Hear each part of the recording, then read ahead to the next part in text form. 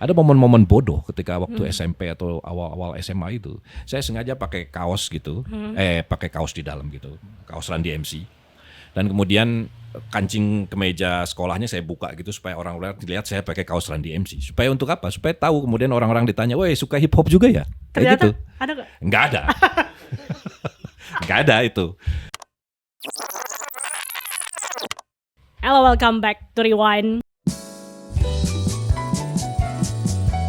Pagi ini kami sedang berada di Bandung, tepatnya di Grimlock Records dan Devlog, tentunya bersama Harry Sutresna, a.k.a. Mork Vanguard, a.k.a. Ucok Homicide, a.k.a. Bars of Death, a.k.a. Babab.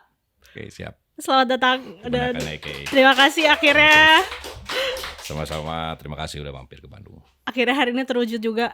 Kang, kayaknya Mohon maaf nggak bisa ke Jakarta soalnya emang kadang-kadang ke Jakarta juga agak waktunya sempit, jadi ya. pengennya agak lama, Ya. tapi kadang-kadang seringnya emang mepet-mepet.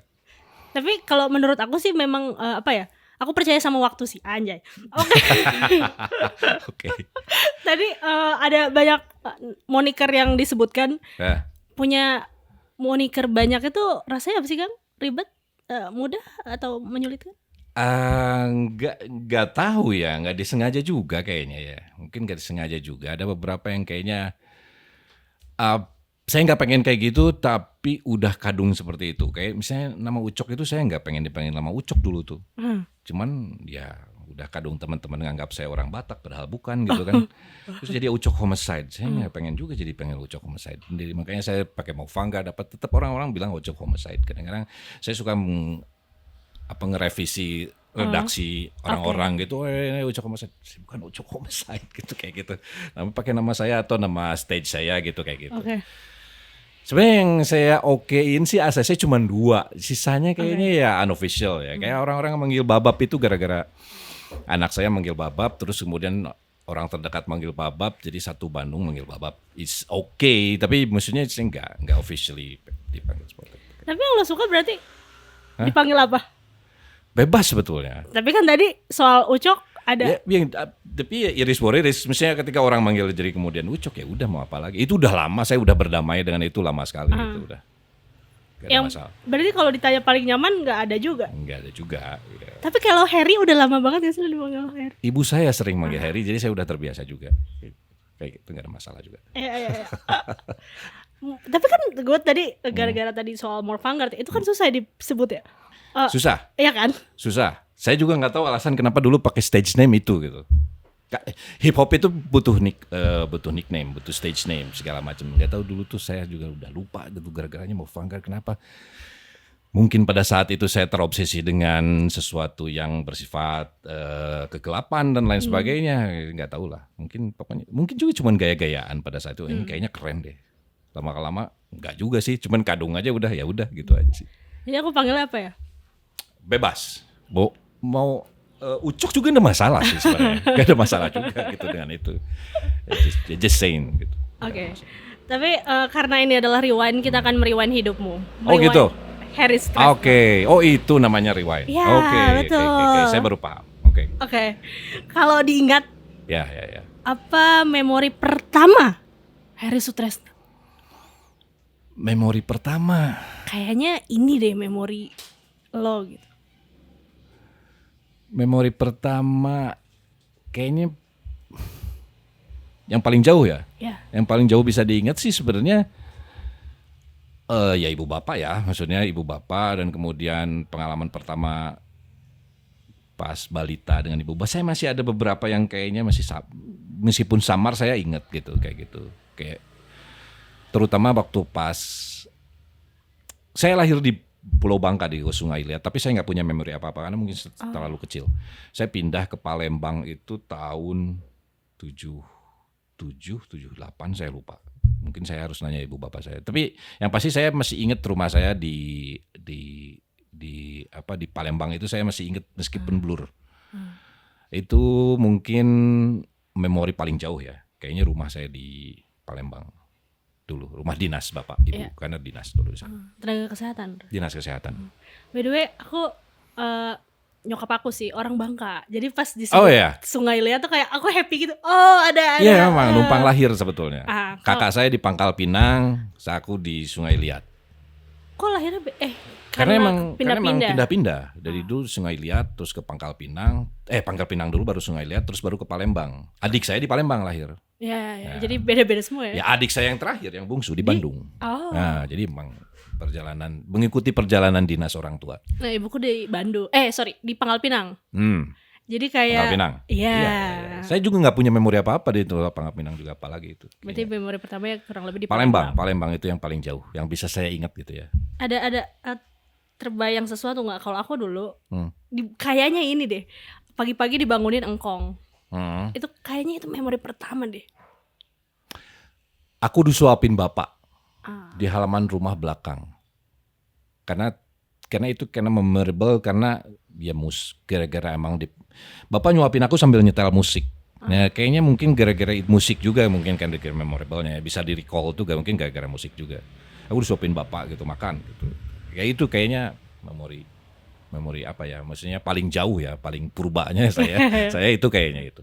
Tapi berarti kalau pertanyaannya yang mana terpapar duluan, musik atau gambar? Berarti musik ya? Karena itu. Mungkin secara unofficial musik, tapi kayaknya di kemudian hari kalau terpapar itu konotasinya udah lebih intens ya. Okay. Kalau ngomongin soal intensitas kayaknya paralel karena bapak tuh jago gambar.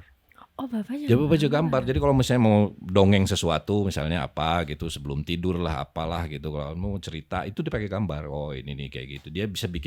Bapak saya tuh bisa bikin komik strip dalam 3 menit, 2 menit gitu. Jago gambar. Satu cerita? Ya satu cerita gitu kayak komik strip. Zaman dulu ada namanya komik strip gitu. Itu bapak gambar nih dulu nih ada Tarzan terjebak di sebuah hutan yang bla bla bla bla gitu digambar. Cerita gitu. Jadi bapak tuh orangnya visual banget.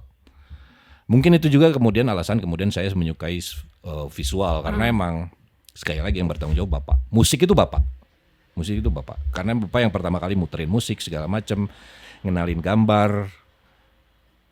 Jadi istilah kalau misalnya mana musik dulu atau gambar dulu kayaknya paralel karena itu alasan mungkin saya dan mungkin banyak dari generasi saya yang menyukai musik itu juga berarti menyukai visualnya karena itu sesuatu yang fisik zaman dulu itu nggak bisa dilepasin gitu, nggak bisa dilepasin, mungkin agak susah dibayangkan oleh generasi sekarang.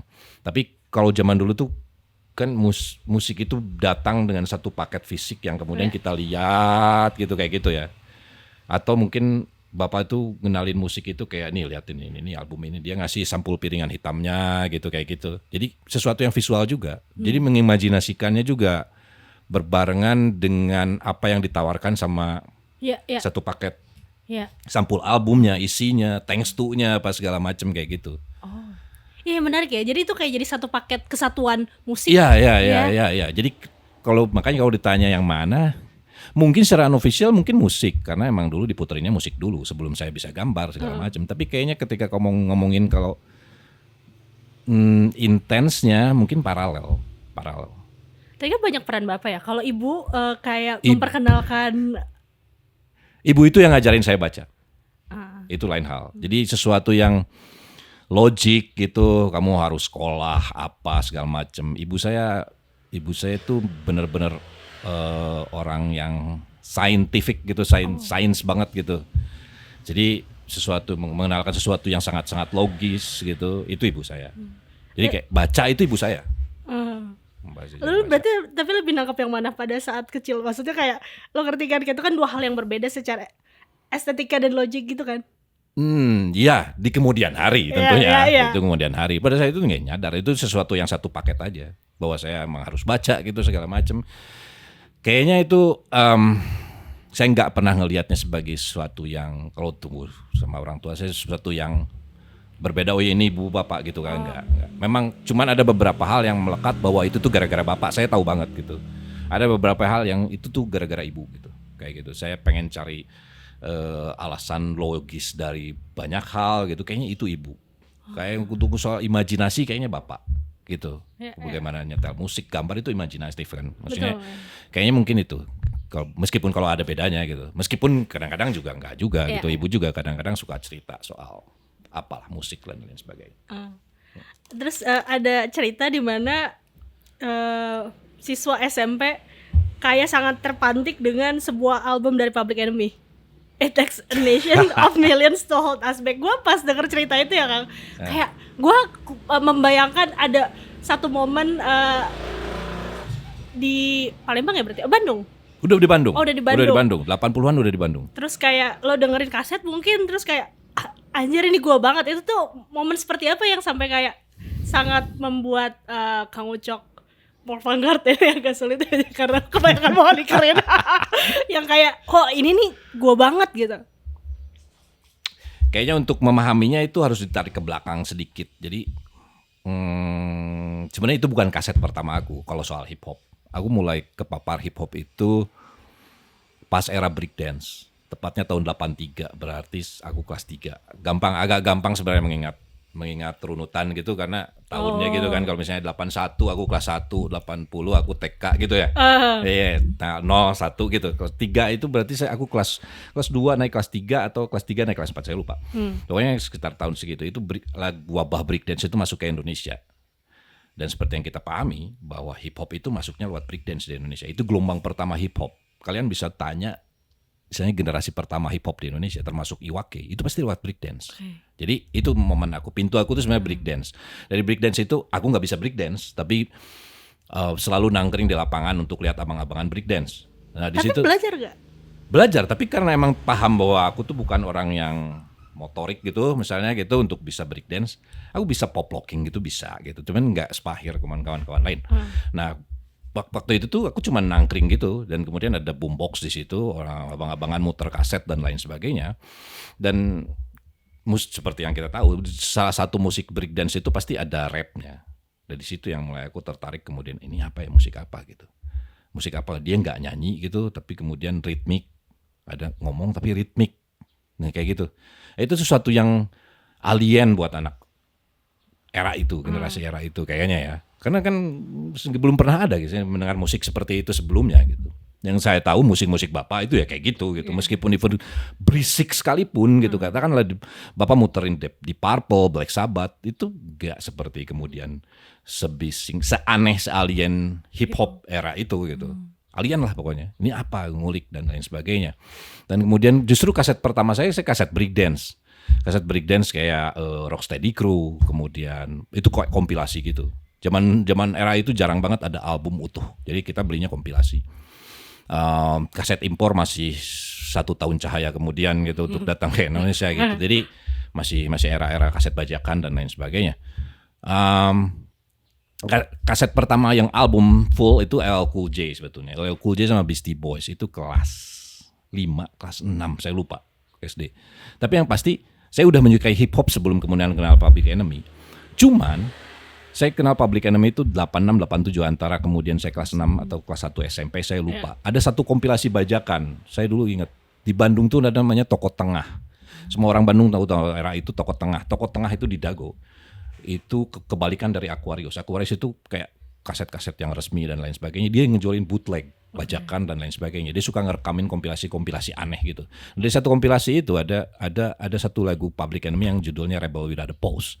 Nah, Rebel Without a Pause ini mewakili perasaan saya tahun 83 ketika ketemu hip hop, alien. Dia tuh saya udah dengar hip hop dan kemudian dengar Public Enemy itu yang benar-benar alien juga. Kalau misalnya nanti puter gitu, itu cuman break beats gitu musik dan semua ada satu disonan yang diulang-ulang, wik, itu aneh banget gitu. Itu aneh banget dan suara vokalisnya itu Chuck D itu kayak bariton yang luar biasa motivating gitu.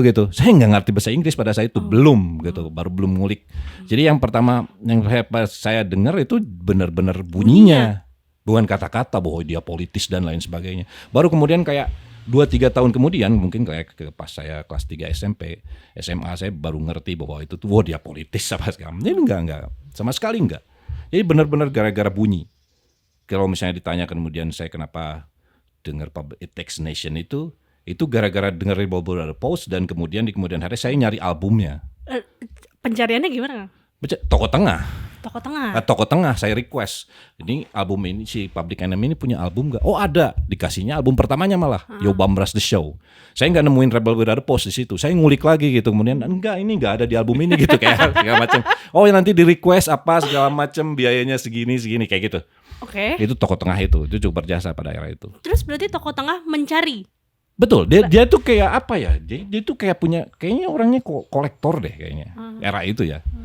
Dia kolektor, jadi kita mau request apa, mau album apa, nanti dicariin sama dia dan kayak gitu. Nggak tahu. Mungkin kaset gitu ya. Mungkin piringan hitam karena CD belum populer.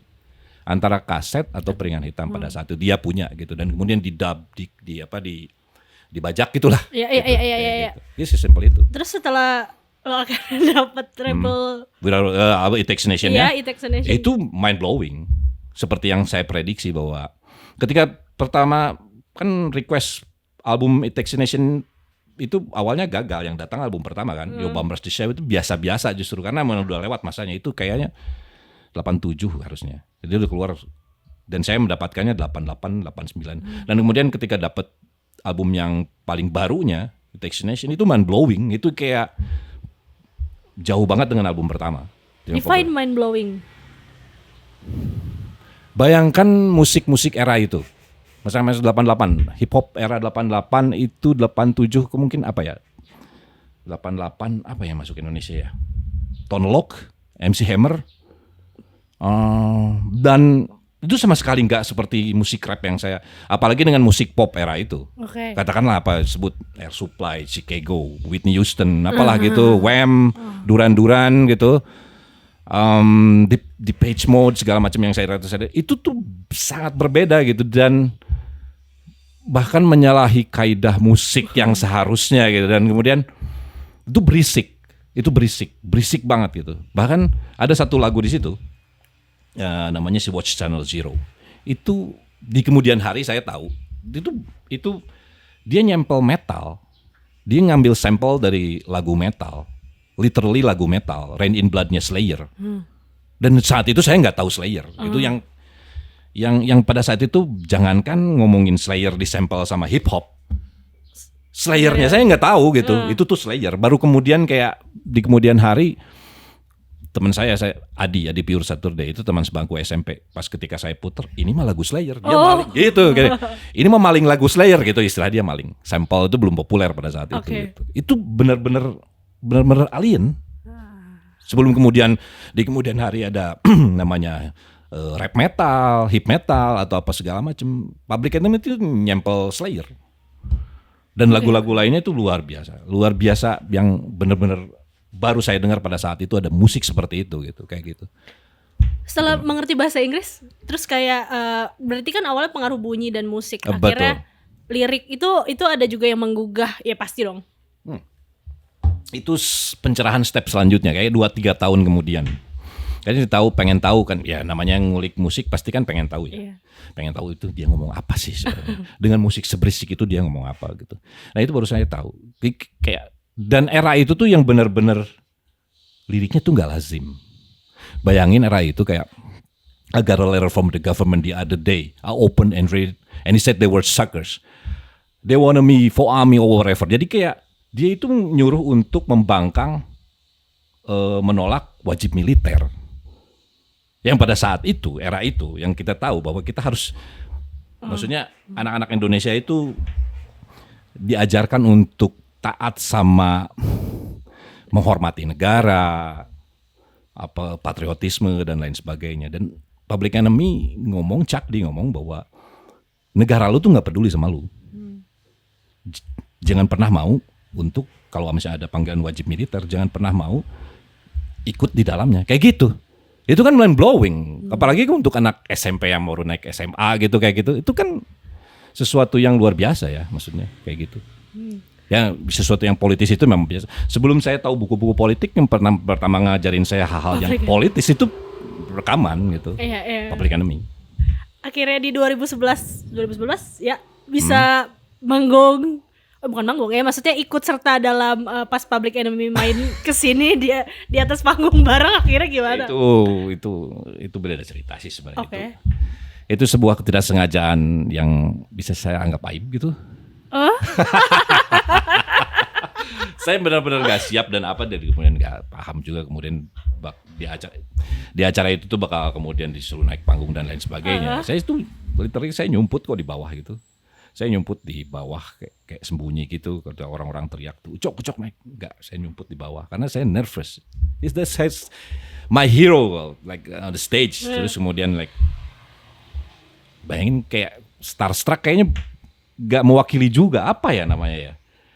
Pokoknya absurd aja, surrealis gitu. Dan saya lebih memilih untuk nggak naik gitu. Tapi naik kan akhirnya? Ya itu gara-gara kemudian banyak kawan-kawan termasuk Aryan itu ngelempar saya ke panggung, diangkat gitu. Saya ada di bawah gitu, diambil mereka terus diangkat, dilempar ke panggung. Kayak gitu saya nggak mau sebetulnya, karena emang pasti saya kikuk gitu maksudnya. Kamu bisa lihat lagi, kamu itu kikuk saya sebenarnya. Tapi akhirnya nyanyi kan? Iya betul, tapi kan maksudnya konteksnya berbeda. Kemudian feeling saya sebagai apa ya, fans lah mungkin.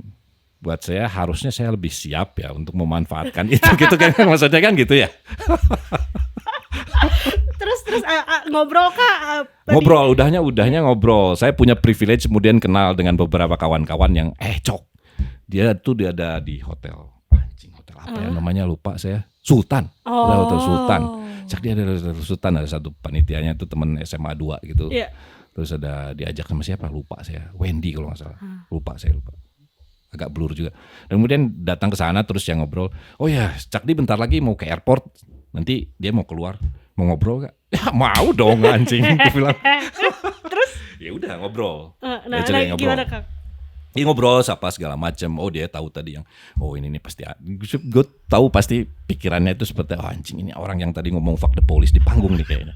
Gitu kayak gitu. Dia tahu banget karena aku pakai itunya NWA pada saat itu, dan kemudian ngomong fuck the police di panggung. Nah, pendek cerita, aku nyeritain soal kemudian aku fans sejak dulu, standar lah, maksudnya yang hal-hal bodoh yang dikatakan fans pada kemudian hal fandom yang dikatakan oleh seorang fans sama idolanya kayak gitu. Cerita saya punya album dan lain sebagainya gitu. Dan saya udah nyiapin album Homicide gitu, kayak Insurrection kalau nggak salah, saya lupa. Udah siapin dulu, oh ya ini buat segala macam. Saya bawa beberapa CD. Saya agak menyesal kenapa nggak bawa vinyl, tapi dipikir-pikir susah juga bawa vinyl di panggung, di aci konser gitu. Jadi kayak cuman bawa CD, jadi tanda tangan segala macam. Udah sih sebenarnya itu, kayaknya cuman berlangsung kurang dari 15 menit terus dia harus ke airport. That's it.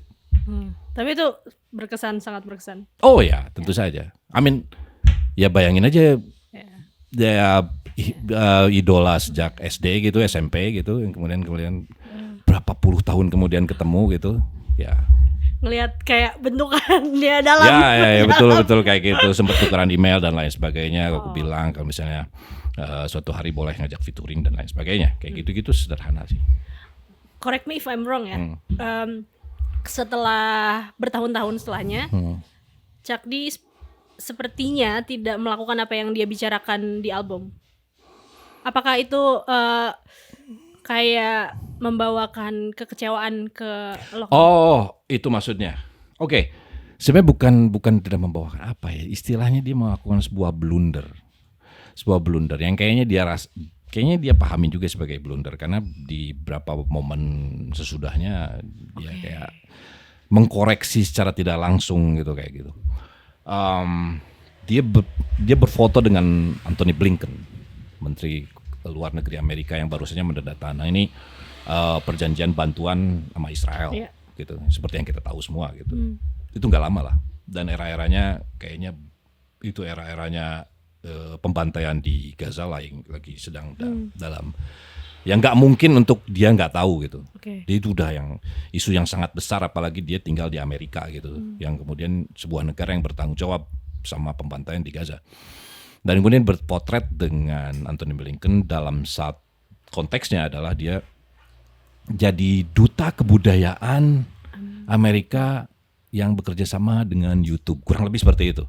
Kurang lebih lah, detailnya mungkin bisa beda. Tapi kurang lebih seperti itu, dan dia terus terang saya kecewa gitu. Dan itu era-era yang sulit buat banyak fans musik juga kayaknya. Kayaknya bukan saya sendirian, banyak kawan-kawan lain yang versinya berbeda-beda gitu, kayak dia menyukai satu artis ini dan kemudian apalah segala macam. Istri saya suka YouTube dan kemudian anjing kenapa Bono begini gitu kan, kayak gitu-gitu. Pendek cerita ya, saya kecewa. Saya sempat menuliskan tulisan panjang dan masuk buku saya yang kemarin gitu, kayak kekecewaan saya dan lain sebagainya. Dan efeknya lumayan panjang dalam konteks ya. Saya sempat kemudian mempertanyakan banyak hal soal Public Enemy dan lain sebagainya. Tapi it is what it is. Jadi ya beberapa bulan kemudian dia manggung di sebuah acara ngomong Free Palestine dan lain sebagainya, kayak ada kontradiksi apa segala macam. Ya saya udah nggak begitu peduli lagi. Intinya gitulah. Karena ada kekecewaan di belakangnya gitu aja sih sebenarnya. Iya. Tapi sebenarnya kan gimana ya? Itu tuh lagi menjadi pertanyaan anak-anak muda sekarang soal gimana caranya meregulasi kekecewaan yang kita lihat ke idola kita. Oke. Gitu loh, kayak sebenarnya apalagi makin kesini ya, makin kayak banyak nama-nama yang kita pikir secara pemikiran, secara tindakan kayak kita bisa tiru, ternyata enggak gitu. Nah, lu ada tips and trik meregulasi? Gak ada. Karena begini Kak, kita hidup di tengah budaya populer ya, maksudnya yang sangat mudah sekali untuk terinspirasi dan kemudian mengidolakan sesuatu dan kemudian punya ekspektasi berlebih terhadap itu, kayaknya hal yang wajar gak sih? Mau apapun itu ya, meskipun kayak kalian suka punk dan punk itu ada anti hero di dalamnya, tapi kayak tetap aja gitu. Misalnya kayak saya kecewa sama katakanlah Cello Biafra gitu segala macam, sama aja gitu. Ada ekspektasi tertentu terhadap beberapa hal gitu. Even kalau misalnya masuk punk ya, punk itu kan kental banget gitu ketika anti idolanya gitu, anti hero-nya dan lain sebagainya. Tapi kita pernah terinspirasi oleh mereka gitu, seseorang atau satu figur yang satu band yang kemudian punya value tertentu dan kemudian bertolak belakang. Tips and tricksnya nggak ada. Jadi cuman ya tetap kritis aja sih gitu maksudnya. Dan saya nggak berusaha kemudian menggagalkan untuk meng-cancel Public Enemy juga pada akhirnya gitu. Saya masih tetap merekomendasikan album Nation of Million Told Aspect buat kawan-kawan yang pengen denger seluar biasa apa itu dobrakan publik. Sebuah grup hip hop dalam satu era mendobrak banyak hal, bukan cuma hal musikal tapi juga kemudian hal politis, hal ideologi dan lain sebagainya kayak gitu. Kayak gitu. Tapi itu hal yang emang ini masa-masa sulit buat banyak orang gitu, terutama yang kawan-kawan yang ada berada di yang berada di budaya populer gitu ya, apapun itu gitu. Kayaknya bukan cuma musik. Ya, betul. Oke. Sekarang mungkin kita ke sebelum FSRD ITB sebenarnya lo di Nangor dulu ya. 2 tahun. 93 saya masuk 9. Saya lulus 93 berarti masuk 93. Tapi kenapa lo pengen banget masuk FSRD ITB? Maksudnya dari kesukaan lo akan musik itu tapi kembali lagi ke seni rupa, gambar. Oh. Ya karena emang interest saya sejak kecil itu visual ya, karena saya suka gambar dan lain sebagainya. Ketika ditanya mau kuliah di mana, secara otomatis saya ngomong seni rupa gitu. Sebenarnya ibu saya nggak setuju. Ibu saya milih saya apalah segala macam. Mungkin dengan logika sains mungkin pengennya masuk fakultas eksak gitu mungkin biologi lah apalah gitu. Tapi lo pinter yang hal itu nggak, Kang? Enggak sih. Oh, sama. Enggak. Jadi saya dulu jurusan SMA biologi, tapi kayaknya saya paling bodoh di kelas 3. Waktu Eptanas kimia saya dapat 3,3. Saya ingat banget itu. Bisa itu? Iya, 3,3. Ya, maksudnya Eptanas kan digabungin sama nilai raport dan lain sebagainya. Jadi kayaknya lulus. Mungkin terpaksa lulus juga. Tapi saya ingat kok nilai kimia saya 3,3. Jadi pendek cerita ya memang saya pengennya menggambar. Masuk seni rupa itu emang dari awal udah pengen masuk seni rupa. 93 nyoba gagal, 94 nyoba gagal lagi. Baru masuk 95. Kayaknya dan banyak juga sih. Malah ada yang sampai 4 kali, teman saya 4 kali baru masuk gitu. Kayaknya sesuatu yang wajar era itu. Begitu. Iya. Tapi kenapa tetap harus masuk? Karena pengen. Kayaknya nyoba sampai, kayaknya kalau saya dikasih kesempatan kemudian 95 gagal, 96-nya saya pasti nyoba lagi. Sampai batas yang diperbolehkan pada saat itu gitu. Kalau misalnya gagal ya udahlah gitu, maksudnya gitu aja sih. Dengan bayangan apa, Kang? Dengan bayangan apa? Maksudnya saat lo ingin masuk sebuah institusi kan akan terbayang gue akan gini. Ya karena ngebayanginnya saya pengen belajar sesuatu yang saya senengin. Kayaknya akan lebih mudah belajarnya ketika mempelajari sesuatu yang kita senengin. Benar nggak sih? Iya sih. Iya, kebayang kalau misalnya saya kemudian terpaksa masuk akuntansi gitu misalnya. Saya nggak suka akuntansi misalnya gitu kan. Ya gimana, nggak akan beres juga. Even kayak ilmu-ilmu sosial gitu. Pada saat itu saya nggak kepikiran banget. Masuk FISIP gitu saya nggak kepikiran banget. Saya cuma pengen masuk seni rupa, that's it gitu. Jadi masuk sastra itu cuma batu loncatan supaya nggak nganggur gitu kata ibu saya gitu. Kamu nggak boleh nganggur. Kamu pilih fakultas lain gitu, kayak gitu. Ya udah. Apa ya yang gampang? Oke deh, karena waktu itu emang Gampang. maksudnya gampang dalam kalau perbandingannya dengan yang lain gitu ya, maksudnya bayangin kalau misalnya masuk apa, karena pada saat itu tuh saya lumayan ngulik bahasa Inggris, ya udah deh masuk sastra Inggris gitu, segampang itu keputusan saya, maksudnya gitu. Untuk kemudian milih fakultas apa selain seni rupa gitu. Ya, segampang itu karena emang kayaknya itu deh yang kayak paling tidak menyiksa diri. Gitu maksudnya gitu. Kayaknya kayak yang lain masuk antropologi gitu kayak lebih kacau lagi itu. Kayaknya mungkin saya lebih banyak bolosnya itu. Sosiologi. Iya kayak gitu. Meskipun pada akhirnya di kemudian hari saya belajar antropologi tapi kayak otodidak gitu, kayak apalah gitu, itu sesuatu yang informal, nggak mesti kemudian masuk kuliah. Tapi kalau harus kuliah pun kayaknya harus yang benar-benar senang gitu kayak. Dan itu nggak ada lagi selain seni rupa pada saat itu ya. Kalau yang paling diingat dari Nangor sebelum kita masuk ITB? Pacaran lah.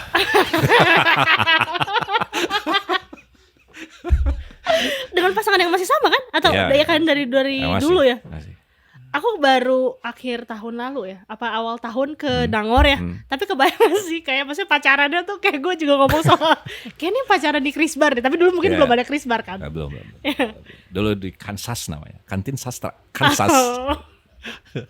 Ya kurang lebih itulah. Kalau di Nangor tuh lebih pendek waktunya, jadi kayaknya tapi terlalu lulus kan? Ya, tapi kan cuma 4 tahun. Oh ya. TB itu kayaknya saya 7 tahun deh. Sampai kemudian dapat surat DO terus harus lulus tuh 7 tahun deh kayaknya. Tapi lulus kan? Lulus, terpaksa lulus. Tadinya nggak akan saya terusin. Nggak akan saya terusin itu. Tadinya udahlah, nggak akan saya beresin gitu. Kenapa? Kan tanggung. Udah malas gitu. Dari pasca 98 tuh udah malas kuliah aja gitu. Cuman ketika mau nikah, syarat dari ibu saya, boleh nikah, tapi itu terusin kuliah gitu. Jadi akhirnya ya udah terusin kuliah. Ya tapi ibu sangat ini juga ya, apa ya? Gak tahu ibumu kayak aku ngebayangin ya kayak iya gini, tapi itu juga membantu. Ibu saya keras. Paling keras tuh bapak saya tuh santai banget, kebalikan dari ibu saya. Ibu saya yang keras. Ibu saya tuh kayak kamu harus begini, kamu harus begitu, kayak gitu. Itu harus tuh memang dari udah kosakata keseharian ibu gitu kayak gitu. Harus bangun pagi, harus gitu udah harus gitu. Okay. Itu enggak boleh enggak gitu kayak gitu. Harus kuliah, harus belajar kayak gitu. Setelah akhirnya masuk ITB itu kayak mimpi jadi nyata atau ya. Terlebih setelah kemudian 2 kali nyoba gagal. Susah banget. Tesnya apa sih? Bukannya katanya kanvas terus gambar? Enggak, kalau versi sekarang sama dari dulu sampai sekarang kayaknya sama deh, tes gambar di kertas. Cuman dulu kertasnya lebih gede aja. Saya lupa A2 gitu, A3 A2 ya. Saya lupa. Besar gitu. Nah, kalau kemarin anak saya masuk itu tesnya kecil A4 kalau nggak salah. Oke. A4 gitu. Dan tesnya saya nggak tahu, lupa ya. Pokoknya istilahnya lebih ke portfolio. Jadi ada berapa gambar gitu disiapin. Kalau sekarang dulu tuh cuma 1 gambar. Dikasih waktu, saya lupa sejam atau 45 menit ya, lupa sejam mungkin. Ininya apa? Alat pensil. Oh, pensil. Dari dulu sampai sekarang kayaknya pensil ya. Lu mau gambar apa? Itu soal tesnya kayaknya mostly semua fakultas seni rupa sama ya. Jadi kayak menggambar suasana, ada cerita gitu. Gambarkan cerita yang pasti 93, 94, 95 itu beda-beda saya dapat. Paling saya masuk tuh kalau nggak salah ada satu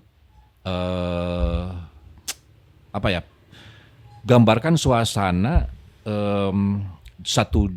di satu RT yang kemudian ada orang meninggal dan kemudian warganya sama-sama membantu keluarga yang tertimpa musibah dan lain sebagainya. Itu digambar suasana gitu kayak gitu. Menarik sih. Ya kayaknya memang tiap tiap tahun kayaknya Beda. sampai sekarang tes masuk itu. Jadi kayak menceritakan sesuatu. Ya, kemudian dilihat kemudian komunikatif atau enggak gitu kan gitu. Itu kebaca nggak dengan Iya. gambarnya gitu, Iya. pesannya yang itu yang sampai gitu sih sebenarnya. Terus setelah masuk, maksudnya kayak apa yang lo lakukan itu kan menurut gue di bayangan gue adalah anjir akhirnya gue masuk nih. Terus kayak gimana lo melakukan ekspektasi yang tadi udah ada di kepala, terus lo wujudkan di ITB. Iya, euforia pasti ada aja sih, euforia ada. Terlebih ketika waktu saya masuk itu, pas masuk itu 95 itu seni rupa itu FSRD sedang menyiapkan pasar seni 95. Jadi kayak baru masuk itu langsung terlibat dengan pasar seni gitu. Ospeknya itu pasar seni. Oh. Biasanya pasar seni. Jadi ya banyak hal yang kemudian menyenangkan dijalanin pas era-era itu. Pas era-era tahun pertama bersama PPB misalnya. Gue cuma dapat cerita, tapi di yang paling teringat dari pasar seni ITB mungkin 95 itu apa, Kang? Bikin panggung. Bikin panggung. Zaman dulu tuh kayak panggungnya bikin sendiri. Jadi bikin panggung utama gitu dengan beberapa kawan-kawan era itu gitu. Dan itu menarik sih. Maksudnya itu akan terngiang-ngiang terus karena memang istilahnya itu menyenangkan sekali gitu bikin panggung dan kemudian pengalaman-pengalaman baru kerjasama dengan kawan-kawan yang satu like minded gitu kayak gitu. Mungkin gitu. Ada lagi gak? Maksudnya kayak kalau gue selalu tertarik sama cerita IKJ, cerita ITB, ITENAS dan lain-lain. Maksudnya di kampus itu kan gejolak anak muda yang akhirnya bisa dilakukan melalui praktek di kampus gitu. Era-era awal. Iya, berbeda ya berarti ya? Beda era-era 95, 96 itu kayak era awal. Jadi kayaknya beda, kayak pengalaman-pengalamannya itu kayak berbeda-beda gitu di tiap era gitu. Tapi kalau era-era awal sih ya pasar seni itu dan kemudian nemu hal-hal yang pada di kampus yang atau di teman-teman dulu tuh nggak kepikiran untuk membuat itu gitu kayak gitu. Contohnya kayak bikin postering itu, kayak bikin postering yang ngasal kemudian tempel-tempel di jalan itu kan sesuatu yang baru ya pada era itu gitu. Dan kemudian kayak gak bikin kayak satu kelompok performance art gitu sama kawan-kawan gitu, kayaknya itu hal baru ya maksudnya. Terus kemudian ospeknya juga sebenarnya hal baru sih sebenarnya, bodoh-bodohan gitu. Ya mau pada saat itu masih ditolerir gitu ya dengan ospek yang dengan nuansa seperti itu dan lain sebagainya. Tapi kayaknya itu lucu-lucuan juga sih sebenarnya. Kalau konteksnya saya lupa, meskipun capek dan kemudian disiksa segala macam. Tapi kayaknya lucu-lucuan. Itu banyak hal-hal lucu kemudian kalau misalnya kalau di recall lagi gitu kayak gitu. Delphi Dongker juga pernah cerita dia mungkin 2015 ya. Cuman katanya ospeknya 1 tahun. Ospeknya kalau saya 1 semester. Oh, 1 semester. 1 semester masuk berakhir di Desember. Jadi ospek puncaknya yang ke gunung 1 minggu itu di akhir semester. Oke, ke gunung 1 minggu. Kurang lebih ya. Oke. Dan di masa itu juga kayaknya mulai demonstrasi, mungkin 98 ya, 97 98 ya. Ya, 2 tahun sesudahnya mungkin ya. 2 tahun 3 tahun lah. 2 tahun 3 tahun sesudahnya sudah masuk. Awal mula tapi lu mengenal pergerakan di masyarakat itu berarti di ITB. Dalam konteks demonstrasi dan terlibat ya ITB.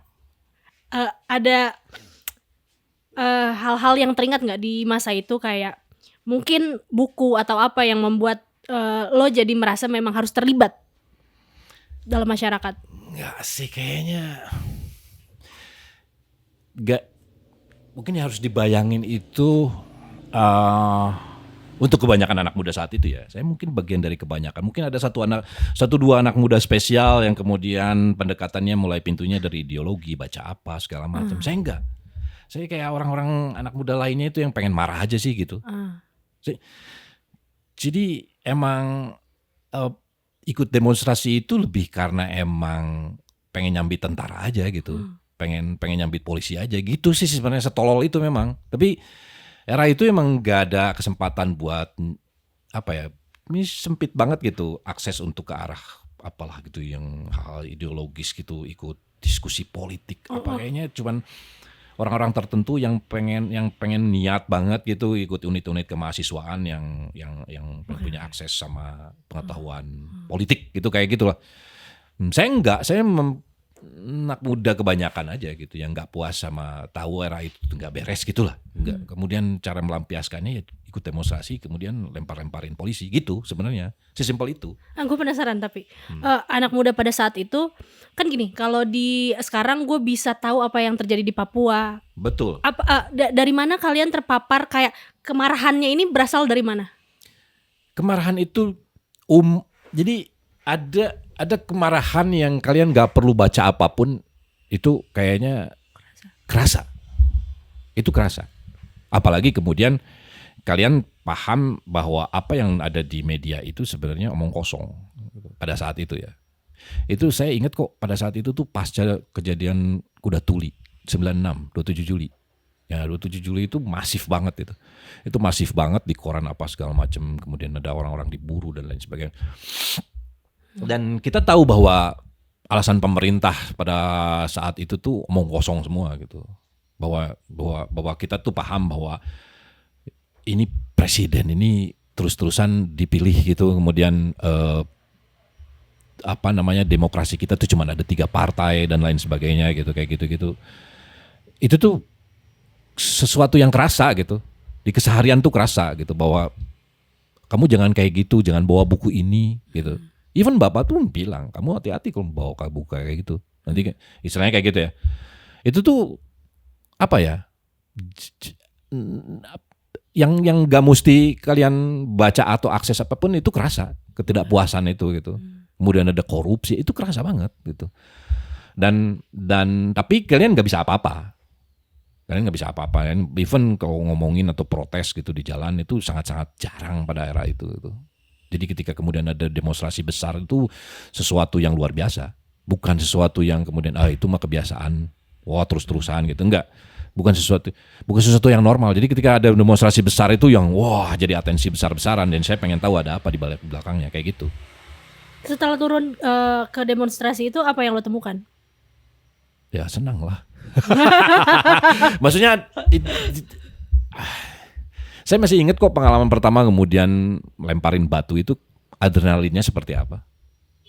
Itu ngomongnya adrenalin anak muda ya pada saat itu kayak gimana sih adrenalin nagih kan berarti kan ya terus gitu kemudian sampai kemudian itu masih di Bandung berarti konteksnya ITB. Saya ikut aksi pertama tuh 96 akhir 97 awal saya lupa.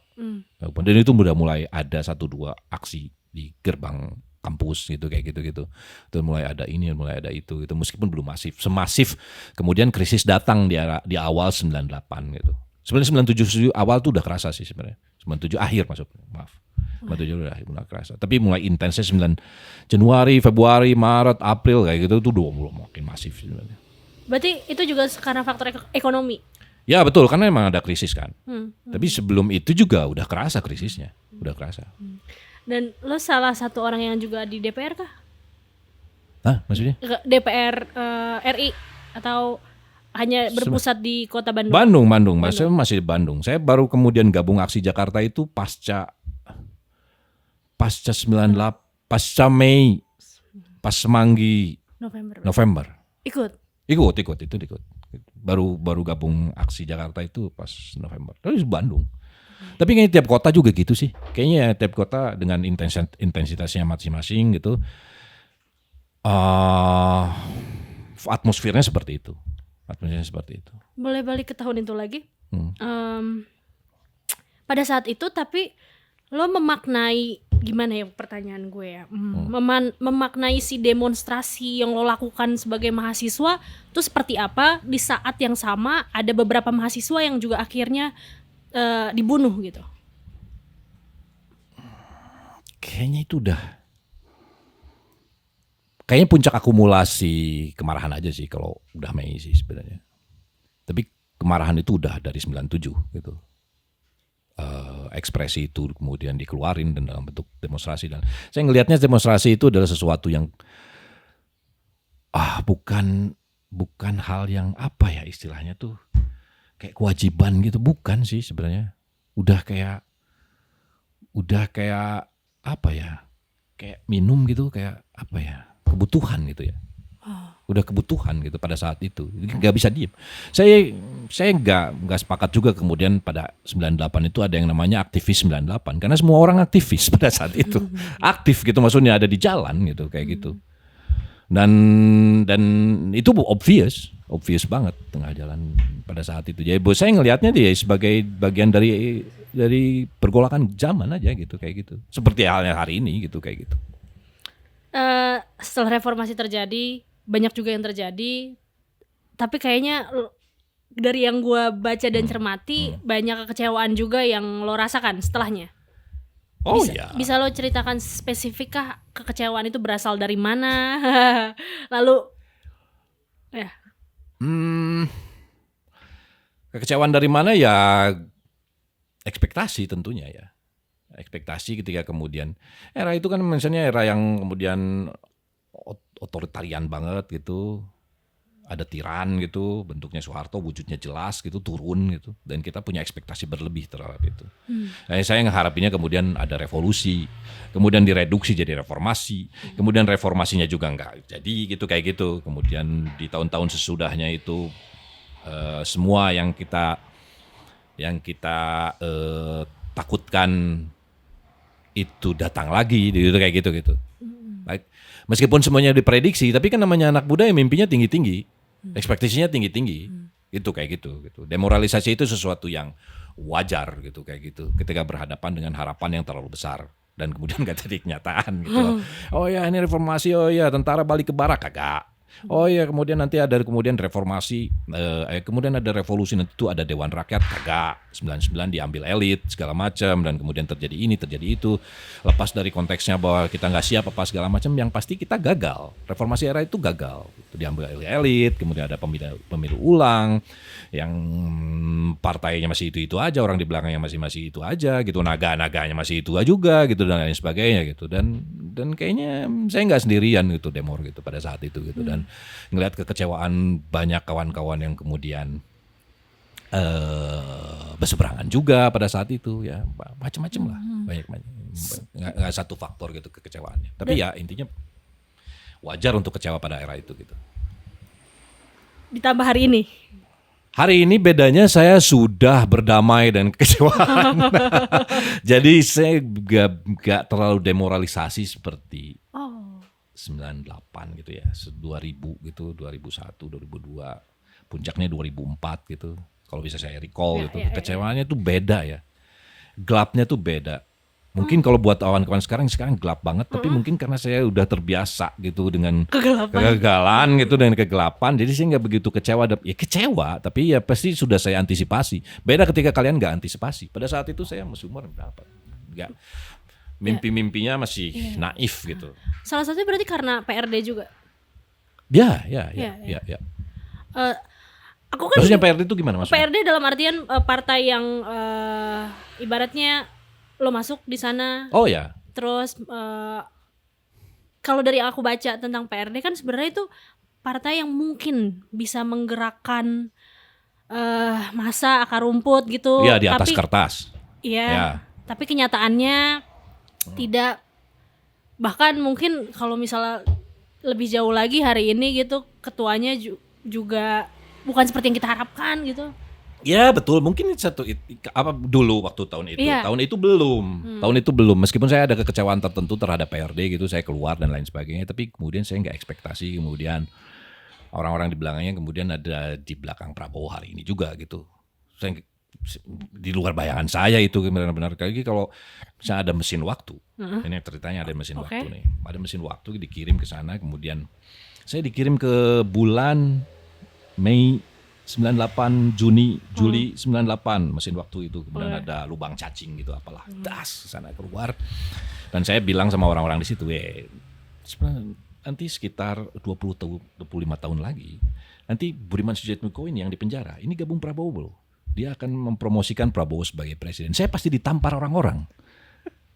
Maksudnya itu di luar ekspektasi semua orang pada saat itu gitu. Tapi ya iris war iris kan maksudnya gitu ya. Maksudnya ya udah people change meskipun berubahnya gak luar biasa, lompatannya jauh banget dengan ekspektasi kita. Tapi era itu tuh masih kayak kecewa, lebih kayak oke, PRD ikut pemilu, yang kayak gitu-gitulah. Kemudian ada reduksi sana, reduksi sini, konflik internal dan lain sebagainya, kayak gitu. Lebih ke situ sih kekecewaannya, belum sampai kemudian oke, ini orang-orang ini bakal gabung kemudian di kemudian hari bakal menjadi status quo gitu lah, maksudnya kayak gitu. Enggak sampai sana, belum.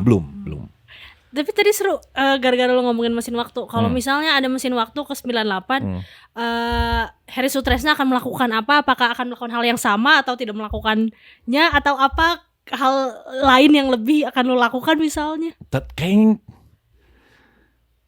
Kayaknya tetap melakukan hal yang sama. Cuma lah ekspektasinya diturunin. Maksudnya gitu. Jadi saya enggak melakukan hal-hal bodoh yang saya alamin pasca demoralisasi gitu. Mungkin. Hal bodoh apa? Oh, banyak lah hal-hal yang memalukan yang saya gak bisa sebutkan gitu. Tapi kayaknya saya nggak sendirian dalam hal itu. Dalam era itu ya, era gelap itu, saya banyak melakukan hal-hal yang seharusnya nggak gitu loh gitu. Kalau saya nggak kecewa gitu, maksudnya kayak gitu.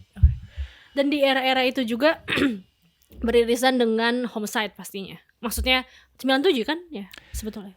Ya, 94 sebetulnya. 94. Maksudnya 94, 97 itu justru era homicide vakum justru.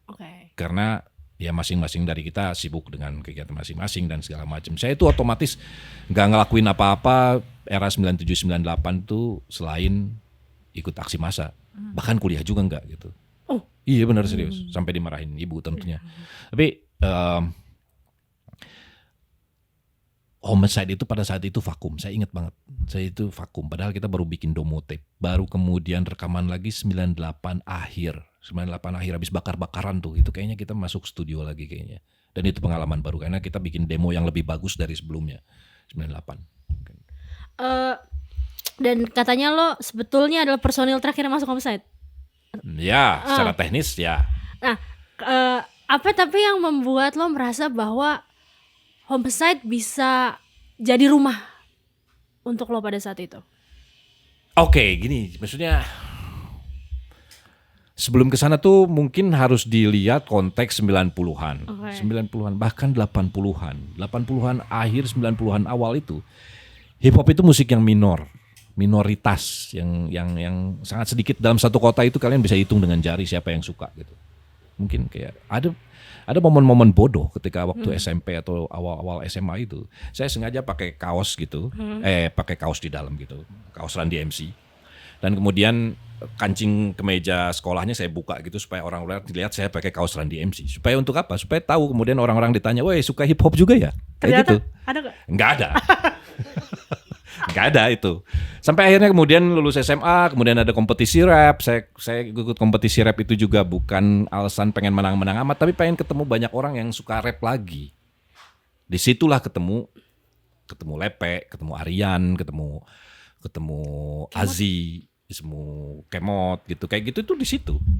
Era-era itu. Jadi itu kayak momen yang ini juga gak sih? Ceritanya juga ada di mana-mana gitu kayak. Ya. Kayak karena emang itu kompetisi rap satu-satunya pada saat itu gitu di Bandung ya. Saya nggak tahu di kota. Kayaknya di Jakarta udah duluan deh. Jujur gue gak kebayang soalnya di McD kan. Ya, bukan di McD, tapi itu acara McD. Oke. McD yang bikin acara. Tapi nyambungnya tuh di mana sih, gue nggak ngerti. Ngerti gak? Jadi kayak pembukaan McD pertama di Bandung gitu. Terus kok hip hop kayak sesuatu yang masih nggak ngerti juga gimana, karena pada saat itu mungkin hip hop itu edgy mungkin ya. Gitu. Dan buat mereka tuh kayak, dan itu tuh gelombang kedua hip hop masuk ke Indonesia. Kan gelombang pertamanya 83, 84 dan gelombang keduanya itu era 90-an, 91, 92, 93 itu mulai gede lagi tuh. Karena sempat turun juga kan. Mulai naik lagi, ada kayak OPP, Jump Around, House of Pain, apa segala macam lagi mulai ngetop lagi, Run DMC, Down with the King dan lain sebagainya. Nah, jadi kayak lagi musiknya anak muda era itulah, kayak gitu. Nah, itu jadi pendek cerita, masuk akal ketika kemudian ada brand atau apa kemudian memanfaatkan itu, kayaknya masuk akal deh kayak pada era itu. Jadi pada saat itu tuh belum ada kompetisi rap, nggak tahu ide siapa, mungkin dari Radio Oz juga, mungkin itu yang ngadainnya kerjasama antara McDonald sama Radio Oz, kalau nggak salah ya, tapi nggak tahu siapa lagi yang terlibat. Dan kita ketemunya di situ, di acara itu, dan kalau dibilang kenapa kemudian rumah itu kayaknya rumah yang cocok, karena itu satu-satunya rumah buat saya, bukan kemudian ada pilihan lain, nggak ada.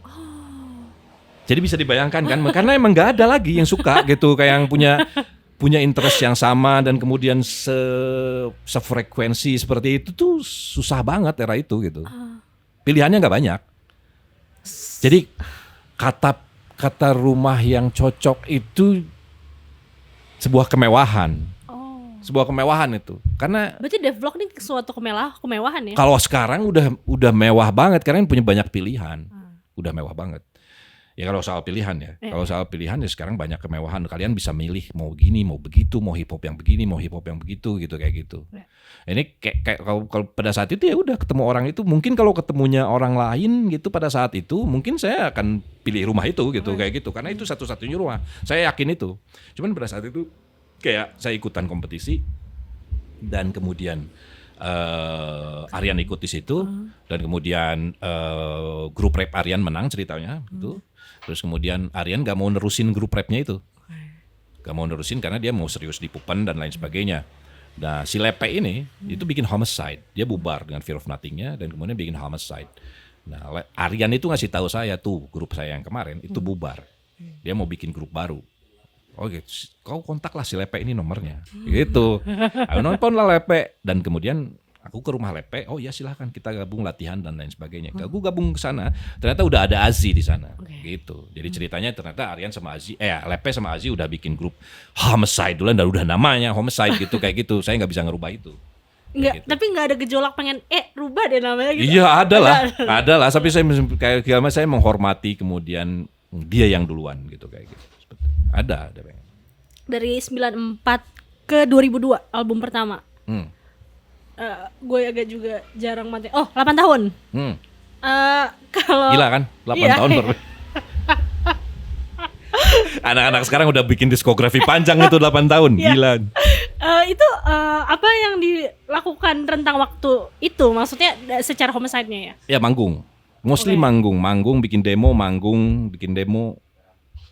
kepotong era-era transisi 98 segala macem, bikin demo lagi, ya udah gitu.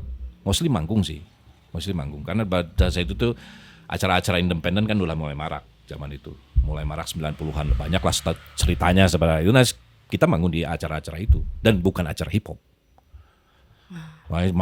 Manggung bareng band punk, band grindcore, death metal segala macem gitu. Kita tiba-tiba ada di situ di grup hip hop sendirian gitu atau dengan 2-3 hip hop lain yang rasanya absurd ada di situ gitu kayak gitu. Yang nonton gimana? Yang nonton macam-macam responnya. Yang mana dulu? Disambit juga pernah. Disambit pernah. Disambit anjing band apaan lu gitu. Disambit pakai apa? Karaokean lu anjing gitu. Serius bener sampai pakai botol. Oh. Iya. Serius pernah. Marah nggak?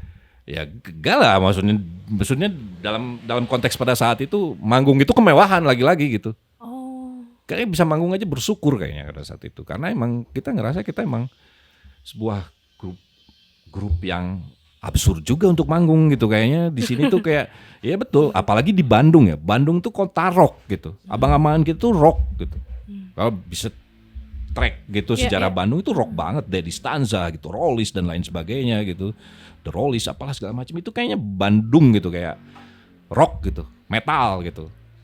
Terus abang-abangannya siapa dong? Nggak ada ya? Nggak ada. Even Iwake itu kita nggak ketemu pada saat itu. Iwake itu kuliah di Unpar dan itu nggak ketemu. Mungkin Lepe ketemu ya, tapi saya nggak ketemu pada saat itu. Ketemu tuh kayak di toko kaset gitu, dia beli kaset hip hop. Oke, cing orang ini beli kaset hip hop, kaset apa tuh kayak gitu. Kayak gitu. Jadi kayak penasaran gitu. Jadi kayak kan pada saat itu kita nyari temen yang suka hip hop ya. Jadi ketika ada orang di toko kaset beli kaset hip hop, oh anjing. Kenalan jangan gitu. Kayak gitu. Ya harus dibayanginnya sebodoh itu memang. Era itu tuh memang Gimana ya, susah dijelasinnya ya. Susah dijelasin. Lalu 2002 rilis album pertama. Apa rasanya akhirnya rilis sesuatu gitu? Ya, kayak apa ya? Dan respon Ya mungkin pada saat itu memang lebih, mungkin ada bagusnya juga. Kemudian kita bersyukur 8 tahun Leap itu. Jadi ketika di 2002 itu rap kita tuh udah matang banget. Itu udah matang banget. Kita ngerasa seperti itu ya. Di hip hop itu kan berhak sombong ya. Nah, saya baru sekarang berhak sombong. Jadi kita 2002 album pertama itu tuh kita udah advance banget. Jadi artinya kita bersyukur era-era eksperimen kita itu nggak terekam gitu. Jadi orang-orang nggak tahu seburuk apa kemudian di lirik Homicide di 94, 95, 96 gitu kan. Di 97, 98 gitu udah mulai matang tuh. Udah mulai kayak anjing, ini nih yang namanya metafor. Ini yang namanya double entendre. Ini yang namanya syllable, ini yang namanya multisyllable. Itu udah matang.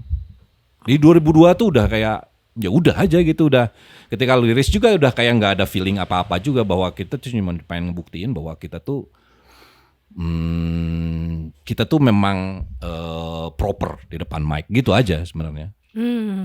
Sesimpel itu sebenarnya, cuman pembuktian aja ke orang-orang pada saat. Dan kemudian memang eranya juga. Nah itu tuh gelombang baru. Daerah masuk 2000-an itu gelombang baru hip hop lagi, gelombang ketiga.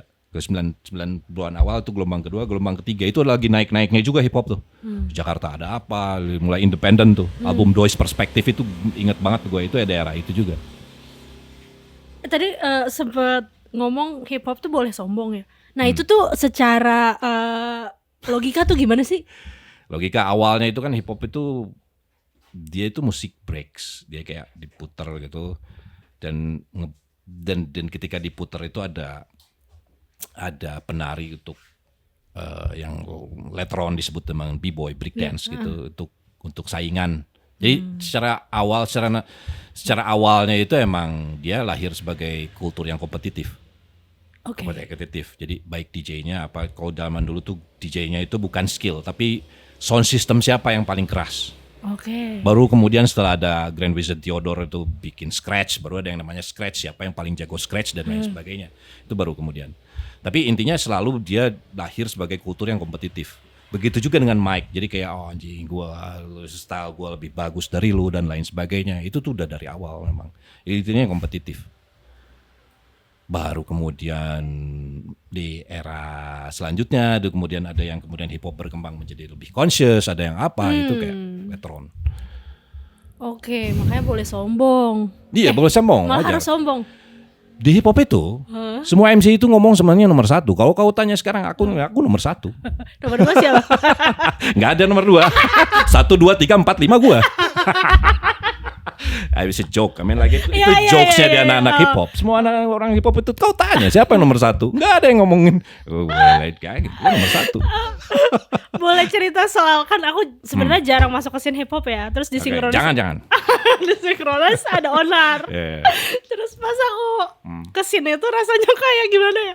Semua orang kayak tos terus kayak gue yang paling keren di sini. That's it. Man. Like, it's sesuatu yang normal juga. Itu sesuatu yang normal. Jadi nggak ada yang salah dengan kemudian pada akhirnya semua orang swagging gitu, flexing apa segala macam. Memang seperti itu.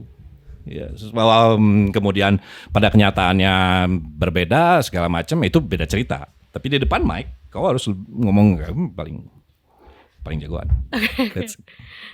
Di 2002 2007 kan sebenarnya waktu yang bahkan lebih sebentar ketika lo merilis dan akhirnya selesai gitu, Homicide.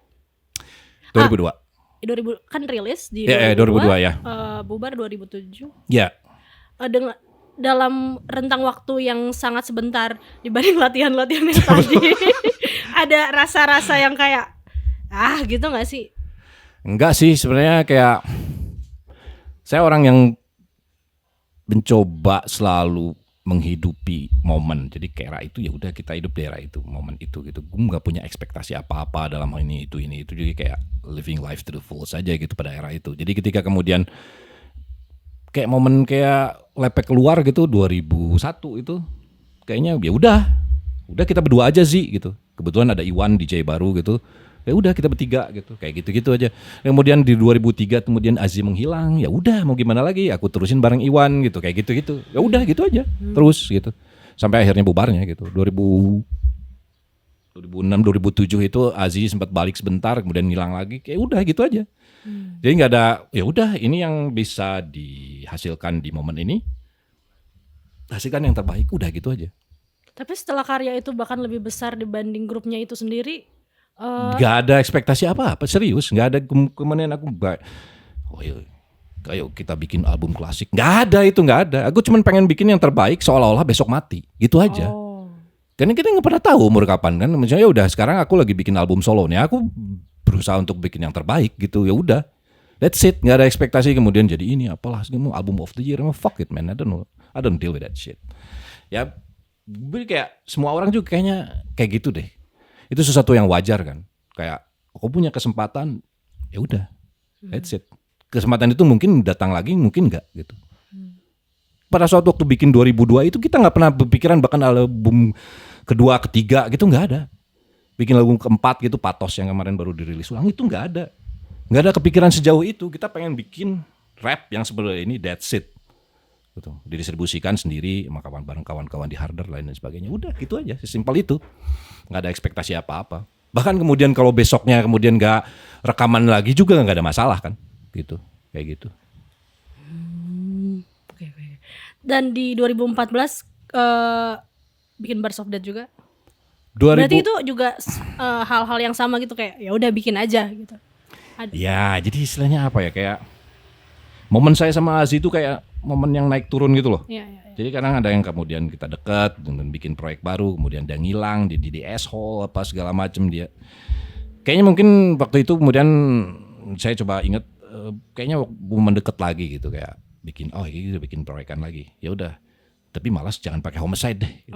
Meskipun orang-orangnya sama, ada Iwan, saya, Aziz gitu. Ya kayak kita bikin grup baru aja gitu, namanya Bars of Death. Udah, simpel itu sebenarnya gitu, supaya kita nggak ada beban juga, supaya kita bisa eksplorasi sound, eksplorasi rima dan lain sebagainya ke arah yang lebih apa ya, yang lebih relevan dengan kita hari ini gitu, nggak keikat sama masa lalu dan lain sebagainya. Gitu sih sebenarnya awalnya niatnya. Gitu. Niatnya seperti itu. Tadi karena Ojak sempat ngomongin asshole, gue penasaran. Lu pernah jadi asshole nggak?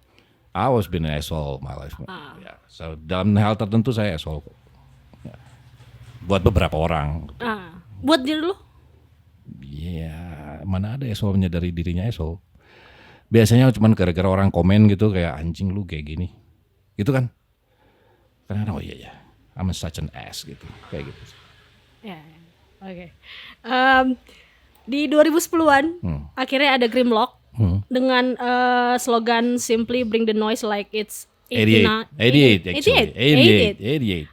Emang apa yang terjadi di kota Bandung sampai kayak di Bandung? Apa ya? Gak tahu ya apa kemudian tagline itu ada relevansinya, tapi kayaknya ada sesuatu di Bandung, tapi kayaknya tagline itu nggak spesifik seperti itu ya untuk ngerespon apa yang terjadi di Bandung. Kayaknya emang Bring the Noise itu lagunya Public Enemy yang ketika kemudian 88 saya dengerin gitu, dan kemudian kayak ya bikin aja lah gitu, kayak Bring the Noise like it's 88 gitu, kayak saya pengen punya feeling yang sama ketika 88 ngedengerin Public Enemy, sesimpel itu gitu, kayak gitu. Tapi ada sesuatu yang di Bandung, ada tentunya, dan kemudian jadi latar belakang sosial politik apa keputusan estetis dan lain sebagainya. Ada gitu, kayak era itu tuh era menyebalkan di mana Bandung tuh kayak dikooptasi brand dengan sedemikian rupanya. Jadi kayak ada kawan-kawan kubu-kubu brand-brand ini, ada kubu-kubu brand-brand itu gitu, kayak terutama brand rokok ya. Jadi kayak mereka infiltrasi ke komunitas, bagaimana kayak mereka investasi di komunitas sejumlah uang banyak gitu, sehingga semua orang tuh kayaknya fokus di sana dengan kepentingan uangnya masing-masing dan lain sebagainya. Itu ada era-era Bandung seperti itu gitu. Karena sekarang tinggal sisa-sisanya memang, tapi aku pikir kayak ada dekadensi di sana gitu. Kalau misalnya mengingat bagaimana kita memulainya di 90-an kayak gitu. Lebih kayak gitu sih. Elaborate dekadensi dong, Kang. Dekaden, jadi kayak dekaden kayak kayak pada saat itu kita berusaha untuk kemudian menjadi independen dan kontrolnya sebesar mungkin ada di kita gitu. Ketika kemudian itu ada kontrolnya ada di orang dan kemudian kita menjadi semacam musuh antar komunitas gara-gara brand gitu lucu banget gitu kayak gitu buat saya pada saat itu tentunya. Ada momen-momen di mana ada beberapa kawan-kawan yang dekat dengan elit politik dan lain sebagainya. Kayak saya pikir itu sebuah oksimoron ya. Maksudnya kita memulai kultur ini tuh nggak kemudian kerjasama dengan pemerintah atau dengan brand tertentu, korporasi yang sedemikian rupa membantu kita, nggak. Kita memulainya dengan kita dan sama-sama bareng-bareng gitu buat kita juga gitu kayak gitu. Faktor lain di luarnya itu cuman faktor yang sangat-sangat kecil jika ada pun gitu. Terus kemudian jadi penting di kemudian hari saya nggak paham juga. Kemudian kenapa harus beririsan dengan wakil wali kota, dengan ini, dengan itu, dan segala macam, dengan alasan-alasan pragmatisnya segala macam. Tapi it is what it is. Jadi saya senang kemudian itu jadi debat, dialog terbuka dan lain sebagainya. Karena itu harapannya itu karena memang hal seperti itu harusnya jadi dialog, bukan jadi semacam kayak asumsi kayak gitu. Karena sebenarnya yang disampaikan barusan tuh lumayan bukan relevan. Apa yang terjadi di kotaku juga kurang lebih seperti itu. Ya, kayaknya di mana-mana. Cuman aku mencoba menarik konteksnya di Bandung pada saat itu. Ya. Kalau keresahan Devlog awalnya? Devlog itu sebaliknya, itu bukan dari keresahan, itu dari euforia. 2017 itu tuh kayak saya dan beberapa kawan-kawan itu kayak menemukan euforia, menemukan MC-MC generasi baru pada saat itu yang dobrakan artistiknya luar biasa, yang belum pernah ada di zaman kita. Mungkin ketika ada pun mungkin cuma 1-2 gitu kayak gitu, dan kemudian pada saat itu tiba-tiba menyeruak di mana-mana yang anjing gila nih gitu kayak gitu. Yang paling saya ingat tuh yang kemudian feelingnya nggak pernah saya bisa lupakan itu ngedengerin Joe Million sama Renslam. Itu kayak anjing ini kayak kita dulu sih gitu. Saya diskusi sama Azi pada saat itu. Anjing ini liatin, lu dengerin gak si Joe Million mainin multi labelnya gitu kayak gitu. Kayak gitu, jadi kayak feeling itu tuh luar biasa gitu. Jadi bagian dari euforia sebetulnya, bukan keresahan malah. Kalau misalnya ada dibilang, kalau menurut saya pribadi, orang-orang punya opininya masing-masing. Era keemasan hip hop Indonesia yang bisa disebut era keemasan yang betul-betul jadi dobrakan artistik itu ada di 2017. Sejak 2017 itu wajah hip hop lokal itu yang benar-benar beda gitu. Serius kalau buat saya maksudnya. Menurut lo apa yang nge-trigger 2017 itu? Nggak ngerti, itu all of a sudden gitu kayak di mana-mana. Mungkin kayak udah waktunya juga gitu. Ada generasi-generasi baru MC yang kemudian ngulik teknik seperti kita ngulik teknik zaman dulu gitu kayak gitu. Kalau kita dulu minoritas kan, ngulik teknik dengan itu tuh cuman kayak saya bisa sebut 1-2 gitu kayak Dois gitu kayak itu kayak jadi kok sesuatu yang umum pada saat pasca 2017 itu gitu. Mungkin ada 1-2 saya bisa sebut, tapi kayaknya enggak sampai kemudian levelnya di 2017 tuh yang begitu signifikan sampai kemudian kita euforia gitu ya. Anjing ini kita bikin kolektif gitu, kayaknya ngumpulin beberapa Senar Togok tepatnya yang punya ide itu. Tarjo, anjing kita harus bikin kolektif, ngumpulin banyak kawan-kawan untuk punya wadah supaya kita bisa sharing banyak hal interest yang sama dan lain sebagainya. Kemudian ketemu Insting, Renslam Joe Million karena ada di Bandung ya. Kemudian yang kawan-kawan luar kota gitu kayak MOTB, Insting, Rapin Flat gitu kayak gitu. Itu kayaknya baru setelah ada Devlog. Iya kan, dan dan Devlog bukan hanya di kota Bandung tapi di itu bukan kolektif kota. Bukan. Penasaran Kang. Untuk masa muda yang punya mimpi sesuatu di hip hop, kalau lo ngelihat hari ini berarti ada jalannya lebih kebuka. Kayaknya bukan hip hop doang deh kayaknya, semuanya ya. Kayaknya semua deh, kayaknya tapi lebih akses. Dengan banyaknya pilihan maksudnya. Tadi yang dibilang mungkin Homicide satu pada zamannya, tapi sekarang banyak banget gitu. Kalau misalnya ngomongin konteks hip hop gitu, ada cahaya di hip hop Indonesia. Dari dulu juga ada, cuman sekarang banyak sumber cahayanya gitu aja sih. Sebenarnya kayak dulu juga ada. Saya ekspektasi banyak kawan-kawan di luar, kemudian saya ngedengerin ini gitu, itu selalu ada. Saya tiba-tiba dulu dengerin rap tiba-tiba dapet rap bagus dari Cirebon gitu, saya dapat gitu kayak cuman kalau sekarang itu lebih intens aja, lebih kayak oke, kayak gini dan sekarang tuh udah lebih saking luas dan beragamnya, kita bisa milih satu fokus kita wilayah yang memang kita interest, satu frekuensi di sana gitu kayak gitu. Ada beberapa kawan-kawan hip hop yang mainin hip hop kekinian apa, it's okay, dan mereka akan berkumpul dengan satu satu interest, teman satu frekuensinya lagi. Dan saya bisa berkumpul dengan satu frekuensi lagi yang hip hop yang model seperti itu gitu kayak gitu. Dengan satu nilai artistik yang tertentu gitu ya. Bisa jadi emang itu nggak disukain sama hip hop yang ini gitu kan gitu. Itu bisa kejadian kalau sekarang gitu. Bisa memungkinkan hal itu. Gitu. Dan lebih seru. Lebih seru. Nah, tapi kan mau nggak mau Grimlock dan Devblock ini tetap adalah lini bisnis. Grimlock. Ya itu otomatis lah. Nah, dari apa yang Kang Ucok lakukan di pergerakan ya, itu ada yang kayak gimana ya, membuat bisnis ini tuh jadi terancam mungkin?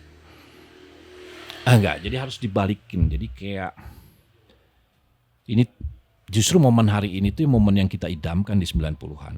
Oke. Lepas dari kemudian ada ancaman apa, selalu ada ancaman. Cuman maksudnya momen hari ini tuh akses pengetahuan kolektif, terus kemudian kesempatan dan lain sebagainya itu lebih mudah daripada kemudian 20-30 tahun yang lalu. Untuk kemudian menjadi otonom, independen itu lebih mudah. Karena kontrolnya udah banyak, udah bisa aksesnya itu udah kayaknya tinggal mau ngapain aja gitu sebenarnya. Even kalian kalau misalnya yang kalau mau ngutip lagunya Efek Rumah Kaca, pasar bisa diciptakan itu sekarang memang bisa gitu, kayak even kalau sekecil apapun pasar kalian, yang sesuatu yang zaman dulu tuh hampir mustahil. Dengan konteks seperti itu akan sangat rugi kalau kemudian tidak memanfaatkan itu, apapun itu kemudian konsekuensinya. Jadi ada ancaman apa sih? Nggak ada ancaman atau ada ancaman, kita tetap harus makan.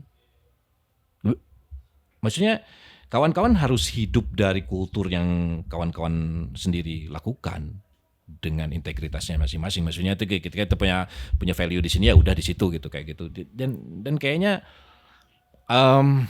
itu salah satu cara supaya kontrolnya itu ada di kita. Iya nggak sih? Maksudnya kayak misalnya kita bikin sesuatu yang kontrolnya itu maksimal mungkin ada di kita. Itu sesuatu yang mimpi anak-anak 90-an loh. Serius. Kalau zaman dulu harus ke Jakarta, ke major label gitu, ke siapalah, Musika atau siapa gitu, ke Universal apalah segala macam. Kita nggak mesti melakukan itu sekarang gitu. Bayangin. Dan kemudian kesempatan itu bisa jadi duit itu sekarang tuh lebih besar kemungkinannya. Dan kawan-kawan bisa makan di situ. At least kalau misalnya nggak bisa makan, bayar token listrik itu bisa dari situ gitu loh maksudnya. Oke lah, makan bisa dari tempat lain. Tapi paling nggak kalian punya benefit. Bisa punya uang untuk kumpulin untuk bikin album selanjutnya. Minimal gitu. Kayak gitu itu memungkinkan. Dan apa mungkin karena kemungkinan ini ya, Kang Ucok tetap bertahan di Kota Bandung? Karena kan sebenarnya untuk orang yang sering berpindah waktu kecil gara-gara orang tua. Tapi once saya di Bandung, saya nggak pernah pindah-pindah lagi sih. Kayak apa sih magnetnya kota ini? Nggak tahu ya, mungkin karena nggak tahu, itu pertanyaan yang nggak pernah saya kepikiran juga ngejawabnya. Jadi kayak mungkin modal sosial saya ada di sini. Saya pernah waktu abis lulus pengen kerja di Jakarta gitu, tapi saya nggak pernah bisa itu karena emang saya nggak bisa ngebayangin saya ada di kota lain dan kemudian membuat sesuatu yang saya biasa lakukan di Bandung. Bukannya kemudian di kota lain itu nggak ada modal sosial seperti itu. Nggak tahu ya, mungkin karena emang saya udah terlalu nyaman gitu di Bandung gitu. Mungkin ya. Itu juga mungkin karena emang ada hal-hal yang saya interest untuk terlibat di kota ini gitu. Dan itu jadi kayak semacam kebutuhan pribadi gitu untuk terlibat di dalamnya gitu kayak gitu. Bukan kewajiban, tapi kayak kebutuhan. Oh, kebutuhan berada di konflik-konflik. Enggak, kebutuhan bersama kawan-kawan, kebutuhan bikin ini, bikin itu, enggak selalu konflik. Yang kebetulan kadang berhubungan dengan konflik. Ya, mungkin. Konflik itu nggak bisa dihindarin kok. Itu bakal datang sendiri gitu. Tapi kan konflik yang kayak ada di... Kita hidup di Indonesia loh. Iya. Kita hidup di satu Indonesia, di satu rentang masa di mana pembangunan itu jadi kata Ya. kunci gitu. Ya udah itu bakal selalu ada irisannya. Oke. Seperti itu emang. Saya sesial itu kita memang. Jadi kalau ditanya, sebenarnya kan pertanyaan adalah kenapa memutuskan untuk terus menetap di kota Bandung dan selalu menjadi bagian dari mesin kota perlawanan ini nih? Berarti jawabannya karena itu adalah kebutuhan. Kebutuhan kita hidup di satu kota yang seperti ini dan kemudian kita beririsan dengan banyak kawan-kawan yang tidak seberuntung kita, gitu kayak gitu. Dan kita yakin bahwa ada sebagian dari kawan-kawan punya privilege ini, privilege itu dan lain segala macam dan itu kita harus manfaatkan. Terutama privilege kita punya sejarah panjang dalam konteks gerakan sosial atau gerakan otonom gitu kayak gitu itu kita punya privilege itu yang kadang-kadang kita nggak ngerasa bersyukur karena kadang-kadang kita nggak ngelihat kota lain. Anjing, kalau ngelihat kota lain itu yang benar-benar gak ada. Kita harus bersyukur kita punya sejarah panjang itu dan kemudian kita punya modal sosial itu gitu. Itu kayaknya bisa dipakai loh gitu. Sangat-sangat tidak istilahnya tidak rasional untuk memakai itu. Kalau misalnya memang itu justru dari salah satu jadi dari modal sosial kita juga gitu kayak gitu. Menarik banget. Iya memang iya kan. Emang ya gak semua kota itu privilege Bandung gitu. Oke. Ya gitu, itu harus diakuin juga kan. Ya. Bandung memang menyebalkan dalam satu titik. Tapi yang harus disyukurin yang memang kita punya satu modal sosial yang sejarahnya cukup panjang gitu dan itu udah bagian dari ritme kawan-kawan selama ini di Bandung gitu kayak nggak mesti dibikin lagi digoreng atau itu udah jalan dengan sendirinya gitu kayak gitu. Tapi di buku Setiap Api Butuh Sedikit Bantuan itu kan sebenarnya bukan hanya soal kebutuhan tapi juga banyak lagi kekecewaan yang dirasakan karena kebutuhan itu tidak jadi sesuatu hal yang nyata. Maksudnya adalah banyak kekalahan lagi. Kalau untuk konteksnya lo sendiri gimana caranya kekalahan itu tuh nggak jadi bener-bener kekalahan yang parah banget dalam artian hidup lo? Ini gue tadi agak muter-muter ya tapi lo ngerti kan? Ya gue ngerti kayak ya mungkin pertama pelajaran dari era demoralisasi dulu ya. Jangan berharap terlalu tinggi terhadap hal-hal narasi-narasi besar lah gitu kayak gitu. Yang pertama bahkan mungkin harus meruntuhkan harapan itu sendiri, ekspektasi gitu. Bagaimana caranya? Itu kan sebenarnya sulit ya. Karena kita dibesarkan dengan logika kalau misalnya mau bergerak itu harus ada harapan. Bagaimana kalau enggak gitu? Bagaimana kamu ternyata dunia ini nihil gitu? Apa masih mau bergerak enggak gitu kan gitu ya? Mungkin seperti itu untuk kemudian mencegah apapun itu di luar sana, di depan nanti gitu. Apapun yang terjadi itu sebusuk apapun kondisi atmosfer atau apapun itu kita enggak kemudian jadi berhenti gitu. Tetap lakukan apa yang harus dilakukan. Kalau buat saya itu resepnya ya. Selama ini bekerja dengan baik, saya berdamai dengan kekalahan itu bukan untuk menyerah kalah. Tapi kemudian untuk tidak dimakan demoralisasi. Meskipun kecewa gitu. Cuman supaya nggak dimakan kekecewaan, dikunyah sedemikian rupa sehingga kita nggak bisa ngapa-ngapain. Seperti saya dulu era pasca 98. Itu nggak enak banget. Karena apapun itu life goes on gitu. Dan kalian akan tetap berhadapan dengan orang seperti itu, dengan rezim seperti ini dan lain sebagainya. Ya artinya ya tetap ada rasa yang dilakukan. Dan kemudian bensinnya apa gitu, kan gitu. Kita harus tetap punya bensin. Nihilisme itu bensin kalau buat saya gitu. Ini tuh. Okay. Ya maksudnya. Nihilisme itu bensin. Iya maksudnya kalau buat saya sendiri kayak gitu. Itu cuma kayak pasca keluar PRD deh kayaknya. Dan kan kalau misalnya saya pikir-pikir lagi juga. Pada saat itu tuh kurang apa lagi demoralisasinya gitu kayak berantem sama teman sendiri gitu. Itu luar biasa. Pilihan saya PRD juga bukan karena emang pilihan. Pada saat itu memang kayak masuk PRD itu bukan masuk tepatnya. Itu kayak gabung gitu aja. Dan karena emang gak ada pilihan lagi pada saat itu. Pilihan politik anak-anak muda pada saat itu tuh sangat-sangat sedikit. Banyak orang nanya kenapa lu masuk partai? Gak niat masuk partai pada saat itu emang PRD itu salah satu organisasi, dan di ITB sendiri nggak pakai nama PRD karena dilarang, itu partai terlarang pada saat Orde Baru. Organisasi tanpa bentuk kalau nggak salah disebutnya. Nah itu OTB, sorry. ya dia pakai nama GMIP kalau di ITB, generasi gerakan mahasiswa Indonesia untuk perubahan. Ini gabungnya di situ. Nggak ada niat masuk PRD karena emang meskipun pada saat itu pakai nama PRD sekalipun, saya akan tetap gabung. Karena apa? Karena mereka yang habis-habisan perang dengan polisi dan tentara pada saat itu. Seksinya di situ pada saat itu. Dan saya gabung mereka itu karena alasan tolol sebenarnya. Karena emang pengen nyambit polisi aja seperti yang tadi saya bilang. Nggak ada kemudian saya pengen belajar ideologi apa segala macam. Itu masih jauh. Kayaknya masih 2-3 tahun lagi saya ikut kurpol gitu, kursus politik. Sebenarnya ada tradisi kursus politik gitu, kelas MDH, materialisme, dialektika, historis apa segala macam. Itu kayaknya baru belakangan. Jadi praktek mendahului ideologi sebetulnya. Baru saya kenalan sama gerakan rakyat, gerakan buruh itu kemudian setelah nyambitin polisi. Nggak ada urusan apa-apa di sebelumnya gitu, cuman sesederhana itu gitu. Ya banyak orang nggak ada gitu, nggak. Dan udah berhasil. Membayangkannya pada hari itu seperti itu ya, harus membayangkannya. Udah berhasil belum nyambit polisi? Saya nggak akan bilang saya ini. Oke. Mungkin itu di-cut ya. Ya itu enggak, itu cuman untuk entertainment aja, untuk hiburan aja. Itu kita berusaha untuk mengimajinasikan, menghayal dikit gak apa-apa lah. Itu hayalan loh. Kita kembali ke musik. Dari banyaknya musik yang didengarkan, pernah bosen gak dengerin musik? Pernah, tapi bukan karena gara-gara musiknya, karena emang saya lagi nggak mood dengerin musik. Tapi kayaknya nggak berlangsung lama, nggak pernah bertahan lama lah. Sebulan? Setahun? Nah, nggak pernah. Hitungan jam. Kayaknya mungkin berapa jam? Paling lama 24 jam gitu, kayak gitu. Hitungan jam lah kayak gitu. Pernah saya nggak pengen gitu.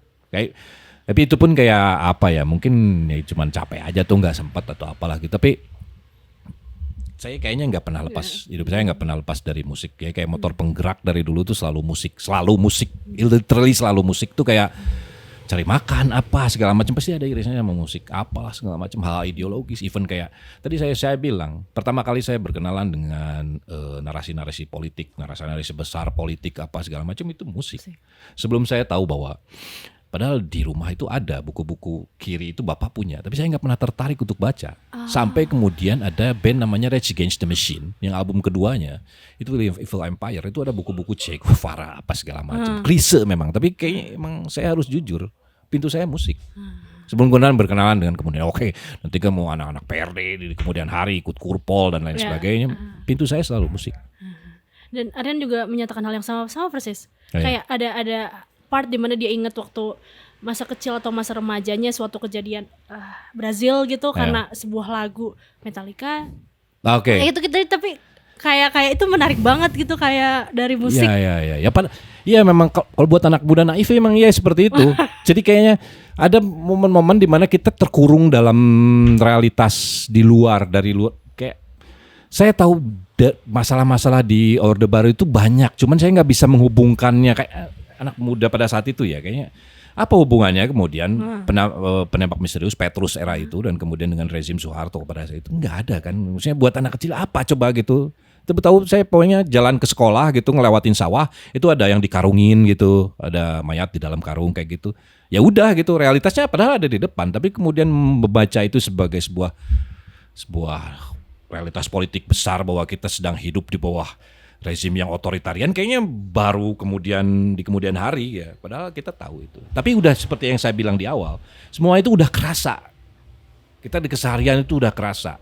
Saya waktu ketemu gitu, waktu SD itu diajarin sama satu guru yang suaminya itu baru dibunuh gara-gara oleh Petrus itu. Dan kemudian bilang dia baru berduka bahwa suaminya begini. Jadi udah kerasa sebetulnya gitu. Cuman nggak dalam konteks kemudian kita ngebacanya dalam suatu realitas besar gitu. Kita dalam kayak Howard Koneng pada era itu saya tahu gitu. Kusni Kasdut. Adalah Kusni Kasdut pada itu perampok yang kemudian jadi public enemy pada saat era itu.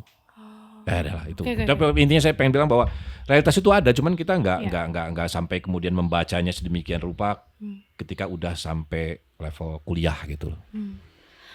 Balik lagi ke musik dan hip hop gitu, karena ini pernah ditanyakan, Soleh Solihun pernah nanya ke Naikila tahu Mark Vanguard apa enggak, gue juga akan menanyakan. Astagfirullah. Ya. Gue akan menanyakan ini juga. Lo tahu Naikila, TNC, JMC atau hip hop, hipdut nggak? Apa yang lo? Dia taunya gara-gara di-mention orang gitu. Nih bang ngomongin lo anjing apa sih gitu. Saya gini. Saya nggak tahu itu tapi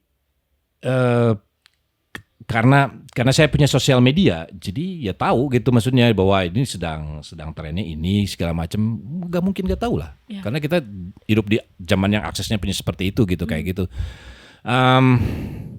Meskipun saya sekarang udah agak puasa sosial media, tapi tetap tahu gitu kayak gitu hal-hal seperti itu, termasuk yang Soleh Solihun wawancara kemarin dan lain sebagainya. Maksudnya ya itu iris waris. Maksudnya saya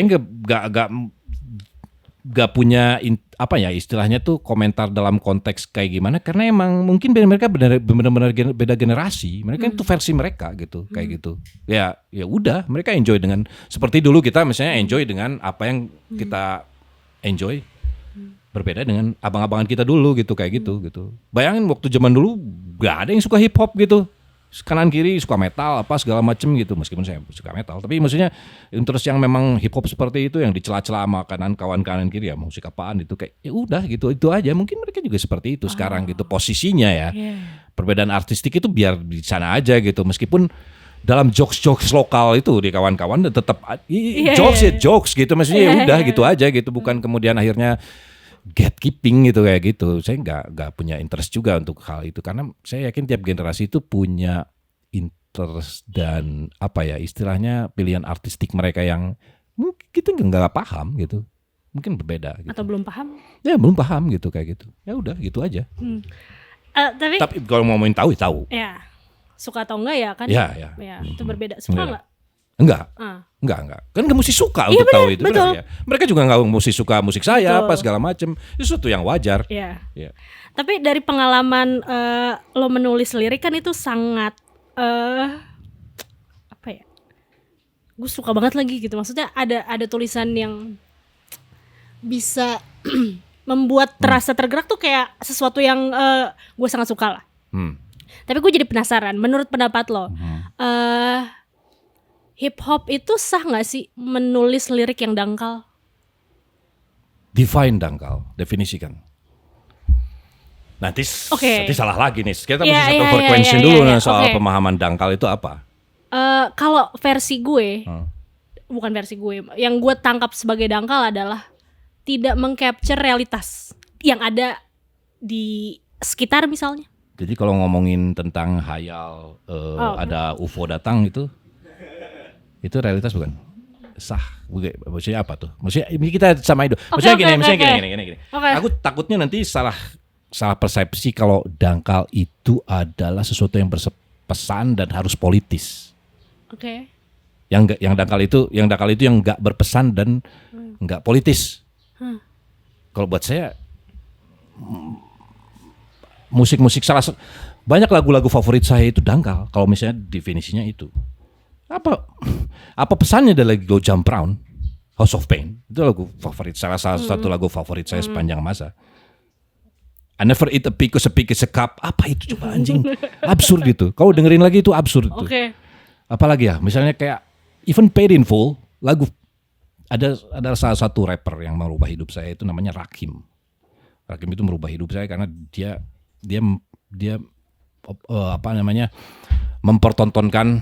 memperlihatkan cara bagaimana merakit rima dengan begitu elastisnya gitu, dengan syllable-nya segala macam, flow-nya segala macam, yang kemudian merubah persepsi saya tentang rap. Sebelum Rakim tuh orang rap teriak-teriak gitu, Randy MC apa segala macam itu teriak-teriak, Beastie Boy itu teriak-teriak, Rakim enggak. Itu kayak ngalir dan lagunya itu tentang nonsens sebetulnya. Nonsens dalam artian dia bukan hal yang kayak gimana ya, mestinya ya ada pesannya, tapi kayaknya dia kayak ada salah satunya judulnya lagunya Paid in Full. Dibayar lunas, dibayar penuh, Paid in Full. Ceritanya ya tentang kemudian dia dapat duit gitu, sesimpel itu. Thinking of a master plan. Thinking of a master plan. And none but sweat inside my hands. So I dip into my pocket, all my money spent. So I dig deeper, coming up with land. So I take my mission, leave my resident. Thinking how I get that president. Saya waktu denger itu pas waktu kecil, itu kayak gak ngerti itu ngomong apa. Cuman bunyinya, flow-nya itu enak banget gitu. Painful tuh enak banget nge-rap, anjing enak banget nih nge-rap gitu kayak gitu. Saya tulis kata per kata dan salah semua. Cuman saya nge-level bunyinya gitu. Iya benar serius. Tiga I get dead president. Dead president tuh uang. Uang kalau Benjamin kan uang. Ya. Presiden yang mati. Itu nggak tahu saya kemudian tahu itu dead president itu uang. Dan itu nonsense. Apakah itu dangkal? Cara dapetin uang? Anak-anak sekarang flexing duit apa segala macem. Hip hop flexing sejak awal. Tapi kan dia yang aku tahu bergerak untuk sesuatu. No, selain dapat duit. Intinya apa? Intinya untuk rap itu gak bisa dilihat dalam satu perspektif doang bahwa dia berpesan. Betul, memang harus ada pesan, betul. Tapi nggak cuman itu. Di situ ada namanya teknik. Di situ ada yang namanya syllable, rima. Rima itu ada syllable yang kemudian mirip dengan syllable diucapkan mirip dengan baris selanjutnya, barisnya selanjutnya. Ada yang namanya kemudian wordplay, permainan kata. Ada yang namanya kemudian double entendre gitu, makna ganda dan lain sebagainya. Ada yang namanya delivery, bagaimana menyampaikannya gitu. Dia nggak bisa kemudian dilihat cuma satu saku gitu. Itu banyak saku lain yang banyak kacamata lain yang harus dipakai untuk menilai artistik hip hop itu gitu. Kalau ngomongin hip hop ya. Kalau kita ngomongin punk akan lebih gampang. Tapi kalau ngomongin hip hop itu dia ada yang namanya skill. Ada yang namanya skill. Yang di punk itu bukan suatu masalah gitu. Iya. Jadi kalian bisa ngomongin tentang apa? Kalian ngomongin tentang ember atau pagar di depan rumah gitu, atau tentang bendera, tentang apa segala macam, tapi dengan cara ngeflow yang. Lu pernah nggak punya lirik yang dangkal? Dangkal dalam konteks ngawur. Ya, ngawur banyak. Lirik saya mostly tuh ngawur. Lalu lirik yang setengah freestyle saya itu ngawur semua. Cuman kayak sebagian aja kemudian kayak yang serius-serius drink homicide gitu kayaknya kayak flexing di album Demi Masa itu saya sama Dois itu banyak flexing, banyak yang kayak emang rap gitu aja. Apa kan kayak beberapa karya-karya terakhir saya yang kayak kayaknya ini nggak perlu mikir. Besok mau bikin kompilasi nih Devblog, ya udah saya bikin lagu yang memang seperti itu aja gitu. Penyintas era rap berlambang mic dan karkas. Akor mengalir seperti Big Pun, seperti narkotik di lapas. Kayaknya nggak ada yang kayaknya nggak, bukan sesuatu yang anjing kita tergugah oleh pesannya, enggak. Bener nggak sih? Ya misalnya kalau dilik lagi saya mostly nonsense juga kalau dalam dibilang nonsense. Oke. Apa namanya kayak pewaris utas 3 album pertama Cypress. Itu apa coba? Bagi setiap rap semesta rap yang mati diabetes. Apa coba? Ya, Rasuki multiverse, multis pada setiap verse, nonstop macam buruh lembur sampai mati tipes. Apa coba anjing? Gak ada yang intelektual dari bar seperti itu, cuman flexing aja gitu. Kalau disebut dangkal itu ya dangkal, maksudnya flexing itu dangkal, hal yang sesuatu yang it's okay gitu. Okay. Tapi kemudian ketika pilihan kalian kemudian punya keinginan untuk naikin itu jadi sebuah yang berpesan apa dengan kompleksitasnya masing-masing, ya itu cerita lain. Tapi kalau misalnya jadi dangkal, kalau itu yang maksudnya dangkal, ya udah. That's it. Oh, iya. Tapi di tulisan lo yang lainnya lo bilang bahwa musik itu adalah politik. Maksudnya ada hal-hal lain selain di luar musik. Gimana ya gue jelasinnya? Mungkin lo sebenarnya musik adalah politik, ya? Setiap musik itu politis ya? Ya, setiap itu. Ya. Setiap politis. Lalu selanjutnya setelah itu dikeluarkan ya, ada cara-cara lain untuk mewujudkan anjir gue mau nanya apa ya?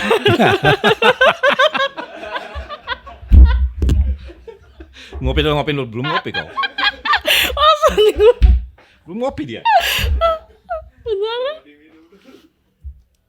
Itu udah hampir habis. Gimana maksudnya? Step musik maksudnya gini. Justru ketika kemudian musik itu didistribusikan, dia jadi politis. Oke. Ya, muka buat saya gitu ya, buat saya step musik itu politis ketika kemudian dia punya irisan sosial. Ya. Ya, mungkin itu. Oke. Ya udahlah. Nggak pasti mau nanya apakah setiap lirik itu politis gitu atau gimana, enggak?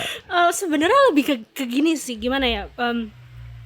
Jadi kan yang gue tahu gitu tadi balik lagi hip hop lahir dari sebuah gerakan. Misalnya lo pengen punya uang gitu, ada sebuah daerah yang miskin, lalu lo ingin hidup lebih dari kemiskinan itu sendiri gitu. Lalu di masa ini gitu hip hop dibawa sebagai komoditas misalnya, atau dari dulu hip hop selalu komoditas. Enggak. Contoh apa lagi ya?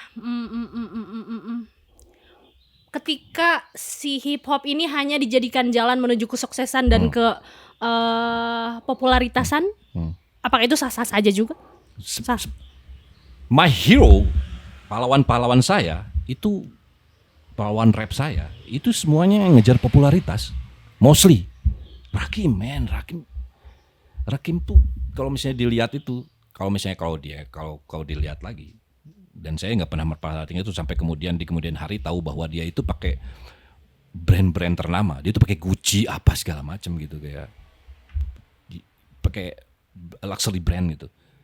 Itu dia pengen dilihat sebagai konteksnya yang pada saat itu tuh kayak stardom gitu, kayak gitu. Tapi nggak kemudian melepaskan kemudian saya ngelihat Rakim tuh gimana, enggak, saya tetap ngelihat dia dari teknisnya. LL Cool J itu dia ngejar popularitas yang benar-benar sampai level yang maksimal. Beastie Boys salah satu hero saya itu Beastie Boys pada saat itu. Album pertamanya itu memang ngejar stardom. Dan it's okay, maksudnya saya nggak ngelihat ada salahnya ngejar stardom, cuman itu cuma pilihan orang-orang aja gitu, kayak gitu sih sebenarnya. Dan itu nggak bisa dilepasin dari kemudian saya menyukai seorang figur hip hop itu berdasarkan dia mau jadi apa, enggak gitu. Ketika saya nggak suka beberapa figur rap itu bukan karena memang dia jadi pilihannya jadi rockstar, bukan. Emang saya nggak suka aja selera estetisnya gitu aja gitu. Saya bisa suka kayak misalnya album era awal Kanye West sama berbeda lebih menyukai album Kanye West era awal dibanding era pasca dark fantasy itu lebih karena emang selera artistik saya aja gitu, bukan karena kemudian si Kanye West itu pada akhirnya jadi seperti yang wah kayak gitu, enggak gitu. Emang karena pilihan artistik kayak gitu sih sebenarnya. Oke. It's okay. I mean, justru di hip hop itu yang kalian diizinkan untuk menjadi apapun dan disukai gitu, kayak gitu. Jadi saya favorit rapper favorit saya itu ada yang swag setengah mampus gitu, ada yang politis setengah mampus, ada yang kemudian gak jelas absurd gitu, ada yang namanya Aesop Rock. Dia tuh kayak liriknya tuh kayak abstrak gitu, kayak gitu. Kalau pelukis dia tuh abstrak banget ngelukisnya gitu, kayak gitu lah. Itu macam-macam. Ada yang model LP gitu, kayak gitu, yang memang futuristik gitu, kayak gitu. Diizinkan menjadi apapun, kan mau jadi alien juga bisa gitu, mau jadi pembunuh bayaran bisa, mau jadi kayak pembunuh berantai itu bisa kalau di hip hop gitu. Dan kemudian tanpa harus dijudge, anjing lu pembunuh bayaran liriknya gitu, enggak gitu. Saya dengerin Necro itu gara-gara emang anjing ini multi labelnya bangsat gitu, kayak gitu. Ya itu cara ngelihat hip hop itu kadang-kadang memang agak berbeda dengan yang lain gitu, kayak. Ya ada beberapa hal yang kayaknya nggak compatible dengan cancel culture sekarang gitu, karena emang gimana ya kalau hip hop itu luar biasa brengseknya gitu. Luar biasa brengseknya itu yang misoginis ada gitu. Yang homofobik itu ada di hip hop. Itu kayak gitu. Ya nggak akan kompatibel dengan kacamata woke sekarang gitu kayak gitu. Seperti itulah. Menarik. Tapi ya saya mendengerin semuanya. Nyaris semuanya gitu. Nggak mungkin ngedengerin semuanya. Kalau sekarang tuh kebanyakan kan. Kalian nggak bisa ngedengerin album baru hari ini gitu semuanya gitu. Nggak bisa. Terlalu banyak, kalian harus milih. Oke. Mungkin pertanyaan terakhir ini kita lebih bahas ke apa yang lo tulis di buku Setiap Api Butuh Sedikit Bantuan. Esai pertamanya kayak saya udah baca hampir beberapa kali gitu. Salah satunya juga jadi kami di Maple bikin book reading gitu, baca dan didengarkan. Oh wow. Itu sangat terasa gitu. Tradisi menarik itu. Iya. Tuh terus mungkin kita akan berbicara sedikit soal Taman Sari gitu. Oke. Dan juga menutup perbincangan hari ini. Sekarang berarti kalah. Taman Itu Sari, udah jadi ya. Rumah deret, rumah Iya susun ya? betul. Tapi apa yang akan lo ceritakan mungkin ke anak cucu apa yang ada di Taman Sari? Apa ya? Taman Sari itu rentangnya mungkin pendek kalau dalam lini hidup saya. Mungkin kayak 2016 sampai 2019 gitu. Kayaknya mungkin cuma 4 tahun lah paling lama. Tapi dalam 4 tahun itu kayak punya banyak pelajaran yang bisa saya ambil. Terutama dalam konteks menghidupi politik setiap hari gitu. Artinya yang kayak emang dalam era itu kawan-kawan di Bandung membuat semacam agenda aktivasi ruang yang sangat masif, yang kegiatannya tuh nyaris tiap hari, denyutnya tuh nyaris tiap hari, apapun itu, mulai dari kayak gigs sudah pasti, kayak diskusi, pemutaran film, malam baca puisi, itu pemutaran pameran fotografi, apa segala macam, diskusi buku di sana, atau cuman diskusi informal di sana, minjem tempat untuk kawan-kawan berkumpul dan kemudian bergaul dengan warga dan segala macam, ngobrol dengan Teh Eva segala macam, itu semacam kayak sesuatu yang justru di lini masa hidup saya yang lain saya nggak dapetin, nggak seintens itu maksudnya. Tapi itu waktunya paralel dengan Dago Elos memang. Dago Elos masih kalau sampai sekarang masih berjuang. Sekarang lagi ngadepin PK2. Tapi kalau sialnya kalau Taman Sari memang kalah. Dan rumah TFA itu yang terakhir dibakar itu simbol pertahanan terakhirnya. Kan itu sih sebenarnya. Jadi kalau buat saya sih itu yang akan saya ceritain adalah bagaimana kemudian menghidupi sehidup mungkin. Hidup tuh kayak ada di situ, ada seni, ada politik, apa segala macam, itu dihidupin dalam konteks yang literal sehari-hari gitu kayak gitu. Dan itu tuh kayak saya berusaha seperti itu, tapi kayaknya nggak ada momen lain selain era itu, tentang kayak 2016 sampai 2020 lah gitu, mungkin yang intens itu gitu kayak gitu. Kayaknya bukan saya nggak sendirian, kayaknya banyak kawan-kawan Bandung yang generasi gerakan baru di Bandung kayaknya mulai lahir juga di situ, di era itu gitu. Dan tulisan esai itu bagus sekali. Oh ya, terima kasih. Terima kasih. Terbayang walaupun saya belum pernah ada di. Ya, kadang-kadang itu masalah buat saya. Saya ceritain ke sana ke sini ngawur gitu. Ini orang-orang ngerti nggak ya cerita saya gitu. Karena saya mungkin di kepala saya terlalu banyak yang harus diceritakan. Jadi kadang-kadang kayak gimana yang ngatur plotnya gitu, kayak supaya orang paham. Saya itu pengen cerita Taman Sari, tapi saya pengen juga cerita tentang analoginya dalam musik gitu, kayak gitu-gitulah. Kadang-kadang itu saya punya kelemahan di situ. Mungkin itu juga bisa jadi kelebihan sebetulnya. Kalau misalnya ternyata orang-orang paham, saya sangat bersyukur karena saya tahu persis saya punya kelemahan dalam menceritakan dengan jelas gitu. Oke. Oke, terima kasih. Sama-sama. More Vanguard. Oke, siap. MV. Terima kasih MP untuk Sama-sama. ngobrol-ngobrolnya hari ini. Bagi aku banyak hal yang nggak tahu sih, kayak lo nge-rap di sini gue tuh kayak anjing. Iya gitu. Public Enemy baru Public Enemies. Terima kasih untuk waktunya, sangat menyenangkan dan semoga ini bermanfaat untuk kita semua. Ya, terima kasih. Kalau misalnya ada gunanya, saya sangat-sangat senang. Terima kasih. Thank you for watching. Yep. Semoga bermanfaat. Bye.